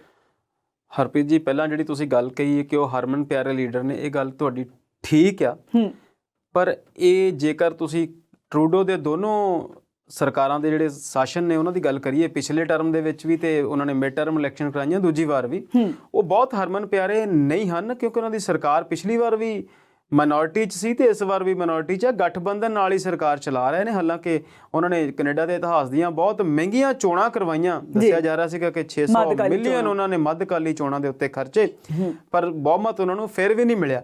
ਪਰ ਫਿਰ ਵੀ ਜੇਕਰ ਅਸੀਂ ਪੰਜਾਬ ਦੇ ਜਾਂ ਹਿੰਦੁਸਤਾਨ ਦੇ ਨਜ਼ਰੀਏ ਤੋਂ ਦੇਖੀਏ ਤੇ ਉਹਨਾਂ ਦਾ ਜਿਹੜਾ ਹੈਗਾ ਪ੍ਰਭਾਵ ਜਾਂ ਤੁਸੀਂ ਉਹਨਾਂ ਦੀ ਹਰਮਨ ਪਿਆਰਤਾ ਜਿਹੜੀ ਉਹਨੂੰ ਅੰਗ ਸਕਦੇ ਹੋ, ਉਸ ਗੱਲ ਨਾਲ ਨਾਪ ਸਕਦੇ ਆ ਕਿ ਉਹ ਹਰਮਨ ਪੰਜਾਬੀਆਂ ਜੋ ਬਹੁਤ ਹਰਮਨ ਪਿਆਰੇ ਨੇ। ਬਿਲਕੁਲ, ਤੁਸੀਂ ਇਹ ਗੱਲ ਕਹਿ ਸਕਦੇ ਆ। ਪਰ ਉਹ ਜਿਹੜੇ ਸਮਾਜ ਨੇ ਜਿਨ੍ਹਾਂ ਨੂੰ ਤੁਸੀਂ ਵਿਕਸਿਤ ਦੇਸ਼ ਕਹਿੰਦੇ ਆ, ਡਿਵੈਲਪਡ ਕੰਟਰੀਜ਼ ਕਹਿੰਦੇ ਆ, ਉੱਥੇ ਮਨੁੱਖੀ ਕਦਰਾਂ ਕੀਮਤਾਂ ਦੀ ਤੇ ਅਧਿਕਾਰਾਂ ਦੀ ਜਿਹੜੀ ਗਿਣਤੀ ਆ ਉਹ ਬਹੁਤ ਵੱਡੇ ਪੱਧਰ ਤੇ ਕੀਤੀ ਜਾਂਦੀ ਆ। ਇੱਥੇ ਹਿੰਦੁਸਤਾਨ ਵਾਂਗ ਨਹੀਂ ਹੈਗਾ ਕਿ ਜੇਕਰ ਬੰਦੇ ਨੇ ਕਿਸੇ ਟਰੱਕ ਨੇ 2 4 5 ਬੰਦੇ ਮਾਰ ਵੀ ਦਿੱਤੇ ਤੇ ਕੋਈ ਛੋਟੀ ਜਿਹੀ ਸੁਰਖੀ ਬਣ ਜਾਏ, ਇਦਾਂ ਨਹੀਂ ਹੁੰਦਾ। ਸੋ ਉੱਥੇ ਲੋਕਾਂ ਨੂੰ ਲੱਗਿਆ ਕਿ ਸਰਕਾਰ ਜਿਹੜੀ ਆ ਕਰੋਨਾ ਦੇ ਨਾਮ ਤੇ ਵੱਡੀਆਂ ਪਾਬੰਦੀਆਂ ਲਾ ਕੇ ਰੱਖ ਰਹੀ ਆ, ਜਾਂ ਫਿਰ ਟੀਕਾਕਰਨ ਦੇ ਨਾਂ ਦੇ ਉੱਤੇ ਕੁਝ ਜ਼ੋਰ ਜ਼ਬਰਦਸਤੀ ਹੋ ਰਹੀ ਆ। ਲੋਕਾਂ ਨੇ ਵਿਰੋਧ ਕਰਨਾ ਸ਼ੁਰੂ ਕੀਤਾ ਸੀ ਤੇ ਟਰੂਡੋ ਸਾਹਿਬ ਆਪਣੇ ਇੱਕ ਬਿਆਨ 'ਚ ਕਹਿ ਗਏ ਕਿ ਕੁਝ ਥੋੜੇ ਜਿਹੇ ਲੋਕ ਨੇ ਜਿਹੜਾ ਵਿਰੋਧ ਕਰ ਰਹੇ ਨੇ। ਉਸ ਤੋਂ ਬਾਅਦ ਲੋਕ ਜ਼ਿਆਦਾ ਭੜਕ ਗਏ ਤੇ ਕਿਹਾ ਜਾ ਰਿਹਾ ਕਿ ਲੱਖਾਂ ਦੀ ਗਿਣਤੀ ਦੇ ਵਿੱਚ ਜਿਹੜੇ ਲੋਕ ਸੀ ਉਹ ਸੜਕਾਂ ਤੇ ਆਏ, ਟਰੱਕ ਜਿਹੜੇ ਨੇ ਬਹੁਤ ਗਿਣਤੀ ਦੇ ਵਿੱਚ ਸ਼ਹਿਰ 'ਚ ਆ ਗਏ ਤੇ ਉਹਨਾਂ ਨੇ ਸੰਸਦ ਨੂੰ ਹੀ ਘੇਰ ਲਿਆ। ਤੇ ਖਬਰਾਂ ਤੇ ਇਹ ਵੀ ਸਨ ਕਿ ਉਹਨਾਂ ਨੇ ਆਪਣਾ ਜਿਹੜਾ ਆ ਸਰਕਾਰੀ ਜਿਹੜਾ ਰਿਹਾਇਸ਼ ਹੈ ਉਹ ਛੱਡ ਦਿੱਤੀ ਤੇ ਕਿਸੇ ਅਣਪਛਾਤੀ ਜਗ੍ਹਾ ਤੇ ਚਲੇ ਗਏ। ਹਾਲਾਂਕਿ ਸਰਕਾਰ ਵੱਲੋਂ ਇਹ ਵੀ ਕਿਹਾ ਗਿਆ ਕਿ ਉਹਨਾਂ ਦੇ ਕੁਆਰੰਟਾਈਨ ਕੀਤਾ ਹੈ, ਉਹਨਾਂ ਦੀ ਫੈਮਿਲੀ 'ਚ ਕਿਸੇ ਨੂੰ ਕੋਵਿਡ ਹੈ। ਪਰ ਤੁਸੀਂ ਇਦਾਂ ਸਮਝ ਲਓ ਕਿ ਛੋਟੀ ਤੋਂ ਛੋਟੀ ਗੱਲ ਜਾਂ ਛੋਟੀ ਤੋਂ ਛੋਟੀ ਟਿੱਪਣੀ ਵੀ ਜਿਹੜੀ ਮਨੁੱਖੀ ਕਦਰਾਂ ਕੀਮਤਾਂ ਨੂੰ ਪ੍ਰਭਾਵਿਤ ਕਰਦੀ ਹੋਵੇ, ਮਨੁੱਖੀ ਹੱਕਾਂ ਨੂੰ ਪ੍ਰਭਾਵਿਤ ਕਰਦੀ ਹੋਵੇ, ਉਹ ਸਰਕਾਰ ਨੂੰ ਘੇਰਨ ਤੱਕ ਜਾਂ ਸਰਕਾਰ ਨੂੰ ਹਿਲਾਉਣ ਤੱਕ ਜਿਹੜੇ ਲੋਕ ਨੇ ਉਹ ਇਕੱਠੇ ਹੋ ਜਾਂਦੇ ਨੇ। ਤੁਹਾਨੂੰ ਬਹੁਤ ਸਾਰੀਆਂ ਘਟਨਾਵਾਂ ਯੂਰਪ ਦੀਆਂ, ਅਮਰੀਕਾ ਦੀਆਂ, ਕੈਨੇਡਾ ਦੀਆਂ ਅਜਿਹੀਆਂ ਮਿਲਣਗੀਆਂ ਜਿੱਥੇ ਛੋਟੀ ਜੀ ਗੱਲ ਹੀ ਜਿਹੜੀ ਆ ਉਹ ਵੱਡੀ ਬਣ ਜਾਂਦੀ ਹੈ, ਕਿਉਂਕਿ ਛੋਟੀ ਨਹੀਂ ਹੁੰਦੀ। ਉੱਥੇ ਹਰ ਬੰਦੇ ਦੀ ਜਿਹੜੀ ਆ ਉਹ ਇੱਕ ਵੱਖਰੀ ਪਛਾਣ ਹੈ ਤੇ ਉਹਦੀ ਇੱਕ ਕਦਰ ਕੀਤੀ ਜਾਂਦੀ ਆ। ਪਰ ਇੱਥੇ ਡਿਫਰੈਂਸ ਥੋੜਾ ਜਿਹਾ ਹੈਗਾ ਜੀ। ਤੇ ਬਿਲਕੁਲ ਤੁਹਾਡੀ ਗੱਲ ਠੀਕ ਹੈ ਜੀ। ਜੀ ਸ਼ਰਮਾ ਜੀ, ਜੇ ਅਸੀਂ ਕੈਨੇਡਾ ਦੀ ਗੱਲ ਕਰਦੇ ਹਾਂ ਤਾਂ ਉੱਥੇ ਮਨੁੱਖੀ ਅਧਿਕਾਰਾਂ ਦੀ ਰੱਖਿਆ ਦੇ ਲਈ ਲੋਕ ਸੜਕਾਂ ਤੇ ਉਤਰ ਆਉਂਦੇ ਨੇ, ਵਿਰੋਧ ਜਤਾ ਸਕਦੇ ਨੇ। ਤੇ ਜੇ ਅਸੀਂ ਭਾਰਤ ਦੀ ਗੱਲ ਕਰਦੇ ਹਾਂ ਤਾਂ ਧਰਮ ਸੰਸਦ, ਜਿਸ ਦੇ ਵਿੱਚ ਨਫ਼ਰਤੀ ਭਾਸ਼ਣ ਸੀਗੇ, ਉਹ ਹਜੇ ਮਾਮਲਾ ਠੰਡਾ ਨਹੀਂ ਪਿਆ ਤੇ ਨੱਥੂ ਰਾਮ ਗੌਂਡਸੇ ਜਿਨ੍ਹਾਂ ਨੇ ਮਹਾਤਮਾ ਗਾਂਧੀ ਨੂੰ ਮਾਰਿਆ ਸੀ, ਉਹਨਾਂ ਦਾ ਕਤਲ ਕੀਤਾ ਸੀ, ਉਸ ਨੂੰ ਉਹ ਕਾਲੀ ਚਰਨ ਜੋ ਧਰਮ ਸੰਸਦ ਦੇ ਵਿੱਚ ਵੀ ਬੋਲੇ ਸਨ, ਸ਼ਰਧਾਂਜਲੀ ਦਿੱਤੀ ਗਈ ਹੈ। ਬਹੁਤ ਵੱਡਾ ਇੱਕ ਪ੍ਰੋਗਰਾਮ ਉਲੀਕਿਆ ਗਿਆ। ਕੀ ਕਹਿਣਾ ਚਾਹੋਗੇ? ਬਿਲਕੁਲ ਤੁਹਾਡੀ ਗੱਲ ਠੀਕ ਹੈ ਜੀ। 30 ਜਨਵਰੀ ਨੂੰ ਮਹਾਤਮਾ ਗਾਂਧੀ ਦਾ ਕਤਲ ਹੋਇਆ ਤੇ ਕੱਲ 30 ਜਨਵਰੀ ਸੀ ਜੀ। 74 ਸਾਲ ਪੁਰਾਣੀ ਇਹ ਗੱਲ ਆ। ਤੇ ਅਕਸਰ ਅਸੀਂ ਜਾਣਦੇ ਹਾਂ ਕਿ ਰਾਜਘਾਟ ਦੇ ਉੱਤੇ ਸਰਵ ਧਰਮ ਪ੍ਰਾਰਥਨਾਵਾਂ ਕੀਤੀਆਂ ਜਾਂਦੀਆਂ, ਗਾਂਧੀ ਦੇ ਭਜਨ ਜਿਹੜੇ ਉਹ ਗਾਏ ਜਾਂਦੇ ਨੇ। ਰਾਸ਼ਟਰਪਤੀ, ਪ੍ਰਧਾਨ ਮੰਤਰੀ ਤੇ ਹੋਰ ਸਾਰੇ ਦੇਸ਼ ਦੇ ਵੱਡੇ ਵੱਡੇ ਲੋਕ ਉੱਥੇ ਜਾਂਦੇ ਨੇ, ਸ਼ਰਧਾਂਜਲੀ ਦਿੰਦੇ ਨੇ। ਕੱਲ ਵੀ ਉਹਨਾਂ ਨੂੰ ਸ਼ਰਧਾਂਜਲੀ ਦਿੱਤੀ ਗਈ ਜੀ। ਪਰ 2014 ਤੋਂ ਜਦੋਂ ਤੋਂ ਬੀਜੇਪੀ ਦੀ ਸਰਕਾਰ ਬਣੀ ਆ, ਭਾਰਤ ਦੇ ਵਿੱਚ ਇੱਕ ਵੱਖਰੀ ਤਰ੍ਹਾਂ ਦਾ ਗਾਂਧੀਵਾਦ, ਇੱਕ ਵੱਖਰੀ ਤਰ੍ਹਾਂ ਦਾ ਰਾਸ਼ਟਰਵਾਦ, ਇੱਕ ਵੱਖਰੀ ਤਰ੍ਹਾਂ ਦੀ ਰਾਸ਼ਟਰੀ ਸੁਰੱਖਿਆ ਤੇ ਇੱਕ ਵੱਖਰੀ ਤਰ੍ਹਾਂ ਦਾ ਸਮਾਜ ਜਿਹੜਾ ਆ ਉਹ ਬਣਾਇਆ ਜਾ ਰਿਹਾ, ਜਾਂ ਉਹਦੀ ਕੋਸ਼ਿਸ਼ ਜਿਹੜੀ ਆ ਉਹ ਕੀਤੀ ਜਾ ਰਹੀ ਹੈ। ਧਰਮ ਸੰਸਦ ਦੇ ਨਾਂ ਤੇ ਦੇਸ਼ ਦੇ 3-4 ਸ਼ਹਿਰਾਂ ਦੇ ਵਿੱਚ ਅਜਿਹੇ ਪ੍ਰੋਗਰਾਮ ਮਹੀਨਾ ਕੁ ਪਹਿਲਾਂ ਕੀਤੇ ਗਏ, ਜਿਹਦੇ ਵਿੱਚ ਉਹਨਾਂ ਨੇ ਗਾਂਧੀ ਨੂੰ ਮਾਰਨ ਵਾਲੇ ਲੋਕਾਂ ਨੂੰ ਜਸਟੀਫਾਈ ਕਰਨ ਦੀ ਗੱਲ ਕੀਤੀ। ਅਜਿਹੀ ਗੱਲ ਪਹਿਲੀ ਵਾਰ ਨਹੀਂ ਹੈ। ਬੀਜੇਪੀ ਅਜਿਹੀਆਂ ਗੱਲਾਂ ਬਹੁਤ ਪਹਿਲਾਂ ਵੀ ਕਰਦੀ ਰਹੀ ਹੈ। ਅਸੀਂ ਜਾਣਦੇ ਹਾਂ ਕਿ ਅਸੀਂ ਪਹਿਲਾਂ ਵੀ ਆਪਣੇ ਪ੍ਰੋਗਰਾਮਾਂ 'ਚ ਵੀ ਇਹ ਖੁਲਾਸਾ ਕੀਤਾ ਕਿ ਜਦੋਂ ਤੋਂ ਮਹਾਤਮਾ ਗਾਂਧੀ ਦੀ ਮੌਤ ਹੁੰਦੀ ਹੈ 48 ਦੇ ਵਿੱਚ, ਉਸ ਤੋਂ ਬਾਅਦ ਇਹ ਕਈ ਵਾਰ ਇਹ ਹੋ ਚੁੱਕਿਆ। RSS ਦਾ ਨਾਮ ਲੱਗਦਾ ਰਿਹਾ। ਉਹ ਜਿਹੜੇ ਮਾਰਨ ਵਾਲੇ ਲੋਕ ਸੀ ਉਹਨਾਂ ਦੀ RSS ਦੇ ਨਾਲ ਸਾਂਝ ਦੀਆਂ ਗੱਲਾਂ ਹੁੰਦੀਆਂ ਰਹੀਆਂ। ਪਟੇਲ ਦਾ RSS ਨੂੰ ਕਹਿਣਾ ਤੇ ਬਹੁਤ ਲੋਕਾਂ ਦਾ RSS ਬਾਰੇ ਬੋਲਣਾ, ਗਾਂਧੀ ਦੇ ਆਪਣੇ ਵੰਸ਼ਜ ਜਿਹੜੇ ਪੋਤੇ ਜਾਂ ਪੜਪੋਤੇ ਨੇ ਉਹਨਾਂ ਕਿਤਾਬਾਂ ਦੇ ਵਿੱਚ ਜ਼ਿਕਰ ਕਰਨਾ, ਬਹੁਤ ਸਾਰੀਆਂ ਗੱਲਾਂ ਨੇ ਜਿਹੜੀਆਂ ਕਿ ਬੀਜੇਪੀ ਨੂੰ ਇਹਨਾਂ ਗੱਲਾਂ ਦੇ ਨਾਲ ਜੋੜਦੀਆਂ ਨੇ ਜੀ। ਪਰ ਗਾਂਧੀ, ਮਹਾਤਮਾ ਗਾਂਧੀ, ਮੋਹਨਦਾਸ ਕਰਮਚੰਦ ਗਾਂਧੀ, ਇਹਦੇ ਤੋਂ ਬਿਨਾਂ ਭਾਰਤ ਦੀ ਕਲਪਨਾ ਨਹੀਂ ਕੀਤੀ ਜਾ ਸਕਦੀ, ਚਾਹੇ ਉਹਨਾਂ ਦੀਆਂ ਕੁਝ ਕਮੀਆਂ ਵੀ ਹੋਣਗੀਆਂ। ਦੇਸ਼ ਦੇ ਵਿੱਚ ਉਹਨਾਂ ਦਾ ਯੋਗਦਾਨ ਇੰਨਾ ਵੱਡਾ ਆ ਕਿ ਉਹਨਾਂ ਨੂੰ ਰਾਸ਼ਟਰਪਿਤਾ ਕਿਹਾ ਜਾਂਦਾ। ਹਾਲਾਂਕਿ ਬਹੁਤ ਲੋਕ ਪੁੱਛਦੇ ਵੀ ਨੇ ਕਿ ਇਹ ਖਿਤਾਬ ਉਹਨਾਂ ਨੂੰ ਕਿਹਨੇ ਦਿੱਤਾ, ਕਦੋਂ ਦਿੱਤਾ, ਸਰਕਾਰੀ ਤੌਰ ਤੇ ਕੁਝ ਅਜਿਹਾ ਹੈ। ਇਹ ਸਾਰੀਆਂ ਗੱਲਾਂ ਜਿਹੜੀਆਂ ਨੇ ਉਹ ਜਿਹੜੀਆਂ ਨੇ ਉਲਝਣਾ ਜ਼ਰੂਰ ਪੈਦਾ ਕਰਦੀਆਂ ਨੇ। ਪਰ ਫਿਰ ਵੀ ਜਿੱਦਾਂ ਉਹ ਪ੍ਰੋਫੈਸਰ ਮੋਹਨ ਸਿੰਘ ਕਹਿੰਦੇ ਨੇ ਨਾ ਕਿ ਤੁਸੀਂ ਮੰਨੋ ਚਾਹੇ ਨਾ ਮੰਨੋ ਕਿ ਹੀਰ ਹੋਈ ਸੀ ਜਾਂ ਨਹੀਂ ਹੋਈ ਸੀ, ਤੁਸੀਂ ਪੰਜਾਬ ਚੋਂ ਹੀਰ ਨੂੰ ਬਾਹਰ ਕੱਢ ਕੇ ਵਿਖਾਓ। ਬਿਲਕੁਲ ਇਸੇ ਤਰੀਕੇ ਦੇ ਨਾਲ ਤੁਸੀਂ ਇਸ ਚੀਜ਼ ਨੂੰ ਬਿਲੀਵ ਕਰੋ। ਤੁਹਾਡਾ ਥਾਟ ਪ੍ਰੋਸੈਸ ਕੁਝ ਡਿਫਰੈਂਸ ਵੀ ਹੋਵੇ, ਪਰ ਸਾਰੀ ਦੁਨੀਆ ਦੇ ਵਿੱਚ ਗਾਂਧੀਇਜ਼ਮ, ਗਾਂਧੀਵਾਦ ਜਾਂ ਅਹਿੰਸਾ ਦਾ ਜਿਹੜਾ ਪਾਠ ਆ ਉਹਨੂੰ ਤੁਸੀਂ ਘੱਟ ਕਰਕੇ ਨਹੀਂ ਦੇਖ ਸਕਦੇ। ਬਹੁਤ ਵੱਡੇ ਵੱਡੇ ਲੋਕ, ਚਾਹੇ ਅਫਰੀਕਾ ਦੇ ਹੋਣ, ਚਾਹੇ ਅਮਰੀਕਾ ਦੇ ਹੋਣ, ਚਾਹੇ ਆਸਟ੍ਰੇਲੀਆ ਦੇ ਹੋਣ, ਉਹ ਗਾਂਧੀਇਜ਼ਮ ਨੂੰ ਪੜ੍ਹਦੇ ਨੇ, ਗਾਂਧੀਵਾਦ ਨੂੰ ਫੋਲੋ ਕਰਦੇ ਨੇ ਤੇ ਉਹਦੇ ਤੋਂ ਬਹੁਤ ਸਾਰੀਆਂ ਚੀਜ਼ਾਂ ਜਿਹੜੀਆਂ ਉਹ ਸਿੱਖਦੇ ਵੀ ਨੇ। ਚਾਹੇ 2 ਅਕਤੂਬਰ ਹੋਵੇ, ਚਾਹੇ 30 ਜਨਵਰੀ ਹੋਵੇ, ਕੋਈ ਵੀ ਜਿਹੜਾ ਦੇਸ਼ ਦਾ ਲੀਡਰ ਆ, ਰਾਸ਼ਟਰਪਤੀ ਹੋਵੇ, ਪ੍ਰਧਾਨ ਮੰਤਰੀ ਹੋਵੇ, ਉਹਦੇ ਤੋਂ ਮੁਨਕਰ ਨਹੀਂ ਹੁੰਦਾ, ਨਾ ਹੀ ਮੁਨਕਰ ਹੋ ਸਕਦਾ। ਬਿਲਕੁਲ। ਪਰ ਇਹ ਜਿਹੜੀ ਸਰਕਾਰ ਹੈ, ਇਹਦੇ ਵਿੱਚ ਕੁਝ ਲੋਕ ਅਜਿਹੇ ਹਨ ਜਿਹੜੇ ਆਪਣੀ ਤੂਤੀ ਬਜਾ ਰਹੇ ਨੇ, ਆਪਣਾ ਵਿਰੋਧ ਦਰਸਾ ਰਹੇ ਨੇ। ਪਤਾ ਨਹੀਂ ਇਹਨਾਂ ਦੀਆਂ ਕਿਹੜੀਆਂ ਉਹ ਭਾਵਨਾਵਾਂ ਨੇ, ਕਿਹੜੀਆਂ ਇਹਨਾਂ ਦੀਆਂ ਧਾਰਨਾਵਾਂ ਨੇ, ਕੀ ਇਹਨਾਂ ਦੀਆਂ ਮਨੌਤਾਂ ਨੇ, ਕੀ ਇਹਨਾਂ ਦੀਆਂ ਅਜ਼ੰਪਸ਼ਨਸ ਨੇ। ਇਹ ਹਾਲੇ ਵੀ ਗੌਡਸੇ ਨੂੰ ਸਹੀ ਸਿੱਧ ਕਰਨ ਦੀ ਕੋਸ਼ਿਸ਼ ਨੇ ਜੀ। ਸੋ ਇੱਕ ਕਾਤਲ ਜਿਹਨੇ ਦੇਸ਼ ਦੇ ਵੱਡੇ ਲੀਡਰ ਨੂੰ, ਵੱਡੇ ਬੰਦੇ ਨੂੰ, ਵੱਡੇ ਸੰਤ ਨੂੰ ਮਾਰ ਵੀ ਦਿੱਤਾ, ਉਹਨਾਂ ਨੂੰ ਸਾਧੂ ਵੀ ਕਿਹਾ ਜਾਂਦਾ ਸੀਗਾ, ਉਹਨਾਂ ਦਾ ਜਿਹੜਾ ਲਾਈਫ ਸਟਾਈਲ ਸੀ ਉਹ ਇੱਕ ਡਿਫਰੈਂਟ ਤਰ੍ਹਾਂ ਦਾ ਸੀਗਾ, ਉਸ ਤੋਂ ਬਾਅਦ ਉਹਨੂੰ ਫਾਂਸੀ ਵੀ ਲੱਗ ਗਈ ਤੇ ਫਿਰ ਵੀ ਇਹ ਉਹਨੂੰ ਜਸਟੀਫਾਈ ਕਰਦੇ ਨੇ। ਤੇ ਦੇਖੋ ਮਜ਼ੇ ਦੀ ਗੱਲ ਇਹ ਆ ਕਿ ਉਹੀ ਧਿਰ ਆ ਉਹਨੂੰ ਵੀ ਜਸਟੀਫਾਈ ਕਰਦੀ ਆ ਤੇ ਉਹੀ ਧਿਰ ਜਿਹੜੀ ਆ ਉਹ ਸ਼ਰਧਾਂਜਲੀ ਵੀ ਦਿੰਦੀ ਆ। ਵੱਡੀ ਗੱਲ ਇਹ ਆ। ਤੇ ਭਾਰਤ ਰਤਨ ਅਸੀਂ ਜਾਣਦੇ ਆ ਕਿ ਬਹੁਤ ਹੀ ਸਨਮਾਨਯੋਗ ਇੱਕ ਜਿਹੜੀ ਆ ਉਪਾਧੀ ਆ ਜਿਹੜੀ ਭਾਰਤ ਵਿੱਚ ਗਿਣੇ ਚੁਣੇ ਲੋਕਾਂ ਨੂੰ ਦਿੱਤੀ ਜਾਂਦੀ ਆ।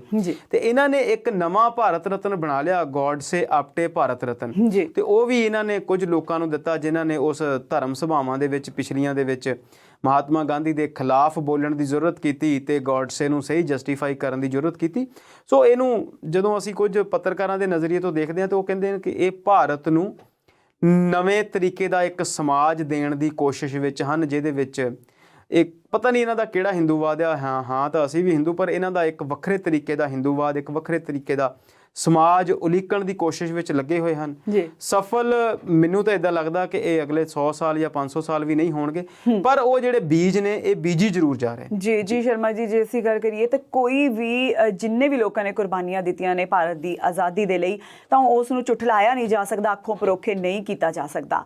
ਤੇ ਹੁਣ ਅਸੀਂ ਗੱਲ ਕਰਦੇ ਹਾਂ ਜੀ ਭਾਰਤ ਦੇ ਬਜਟ ਸੈਸ਼ਨ ਦੀ। ਅੱਜ ਤੋਂ ਬਜਟ ਸੈਸ਼ਨ ਸ਼ੁਰੂ ਹੋ ਗਿਆ ਹੈ ਤੇ ਰਾਸ਼ਟਰਪਤੀ ਦੇ ਸੰਬੋਧਨ ਨਾਲ ਇਹ ਸ਼ੁਰੂ ਹੋਇਆ। ਕੱਲ 1 ਫਰਵਰੀ ਨੂੰ ਬਜਟ ਪੇਸ਼ ਕੀਤਾ ਜਾਣਾ ਹੈ, ਆਮ ਬਜਟ। ਤੁਹਾਨੂੰ ਕੀ ਲੱਗਦਾ ਹੈ, ਲੋਕੀ ਕੀ ਉਮੀਦਾਂ ਲਗਾ ਕੇ ਬੈਠੇ ਨੇ? ਬਿਲਕੁਲ ਜੀ, ਬਜਟ 2 ਹਿੱਸਿਆਂ ਵਿੱਚ ਹੋਣਾ ਹੈ। ਹੁਣ ਪੇਸ਼ ਹੋ ਜਾਣਾ ਹੈ, ਫਿਰ ਕੁਝ ਦਿਨ ਦੀ ਬ੍ਰੇਕ ਆ। ਉਸ ਤੋਂ ਬਾਅਦ ਫਿਰ ਬਜਟ ਦੇ ਉੱਤੇ ਜਿਹੜੀ ਬਹਿਸ ਉਹ ਹੋਣੀ ਹੈ, ਸ਼ਾਇਦ ਉਹ ਮਾਰਚ ਦੀ ਕੁਝ ਤਰੀਕਾਂ ਨੇ। ਤੇ ਅੱਜ ਰਾਸ਼ਟਰਪਤੀ ਦੇ ਭਾਸ਼ਣ ਨਾਲ ਕਿਸੇ ਵੀ ਸੈਸ਼ਨ ਦੀ ਸ਼ੁਰੂਆਤ ਹੁੰਦੀ ਆ, ਅਸੀਂ ਇਹ ਗੱਲ ਜਾਣਦੇ ਹਾਂ। ਰਾਸ਼ਟਰਪਤੀ ਸ਼੍ਰੀ ਰਾਮਨਾਥ ਕੋਵਿੰਦ ਜੀ ਨੇ ਆਪਣਾ ਸਵਾਗਤੀ ਭਾਸ਼ਣ ਜਿਹੜਾ ਸੀ ਸੈਸ਼ਨ ਦਾ ਉਹ ਪੜ੍ਹਿਆ। ਤੇ ਰਾਜਨੀਤੀ ਦੇ ਵਿਦਿਆਰਥੀ ਇਹ ਵੀ ਜਾਣਦੇ ਨੇ ਕਿ ਇਹ ਭਾਸ਼ਣ ਜਿਹੜਾ ਆ ਉਹ ਸਰਕਾਰ ਲਿਖ ਕੇ ਦਿੰਦੀ ਹੈ ਰਾਸ਼ਟਰਪਤੀ ਨੂੰ। ਸੋ ਕੁੱਲ ਮਿਲਾ ਕੇ ਇੱਕ ਬੀਜੇਪੀ ਦੀ ਜਿਹੜੀ ਸਰਕਾਰ ਆ ਸੱਤਾ ਦੇ ਵਿੱਚ 19 ਤੋਂ ਲੈ ਕੇ 24 ਤੱਕ ਜਾਂ ਪਿਛਲੇ 14 ਤੋਂ ਲੈ ਕੇ 19 ਤੱਕ ਸੀ, ਉਹਨਾਂ ਨੇ ਇੱਕ ਭਾਸ਼ਣ ਰਾਸ਼ਟਰਪਤੀ ਨੂੰ ਲਿਖ ਕੇ ਦਿੱਤਾ ਬਜਟ ਸੈਸ਼ਨ ਦਾ, ਜਿਹੜਾ ਉਹਨਾਂ ਨੇ ਪੜ੍ਹਿਆ। ਉਹਦੇ ਵਿੱਚ ਸਾਲ ਦੀਆਂ ਜਾਂ ਬੀਤੇ ਸਮੇਂ ਦੀਆਂ ਸਰਕਾਰ ਦੀਆਂ ਪ੍ਰਾਪਤੀਆਂ ਦਾ ਬੇਵਰਾ ਉਹਨਾਂ ਨੇ ਦਿੱਤਾ ਕਿ ਆਹ ਸੜਕਾਂ ਬਣ ਰਹੀਆਂ ਨੇ, ਇੰਨੇ ਲੋਕਾਂ ਨੂੰ ਨੌਕਰੀ ਮਿਲੀ ਹੈ, ਇੰਨੇ ਲੋਕਾਂ ਨੂੰ ਫ੍ਰੀ ਦੇ ਵਿੱਚ ਕੋਵਿਡ ਦੇ ਦੌਰਾਨ ਭੋਜਨ ਦਿੱਤਾ ਗਿਆ। ਬਹੁਤ ਸਾਰੀਆਂ ਜਿਹੜੀਆਂ ਉਪਲਬਧੀਆਂ ਗਣਾਈਆਂ ਗਈਆਂ, ਜਿਹੜੀਆਂ ਕਿ ਅਕਸਰ ਗਣਾਈਆਂ ਜਾਂਦੀਆਂ ਨੇ। ਨਾਲ ਦੀ ਨਾਲ ਨਿਰਮਲਾ ਸੀਤਾਰਮਨ ਜਿਹੜੇ ਫਾਈਨਾਂਸ ਮਿਨਿਸਟਰ ਨੇ, ਉਹਨਾਂ ਨੇ ਇੱਕ ਆਰਥਿਕ ਸਰਵੇਖਣ ਵੀ ਪੜ੍ਹਿਆ ਕਿ ਸਾਡੀ ਜਿਹੜੀ ਆਰਥਿਕ ਤਰੱਕੀ ਆਉਣ ਵਾਲੇ ਦਿਨਾਂ ਦੇ ਵਿੱਚ ਉਹ ਵਧੇਗੀ।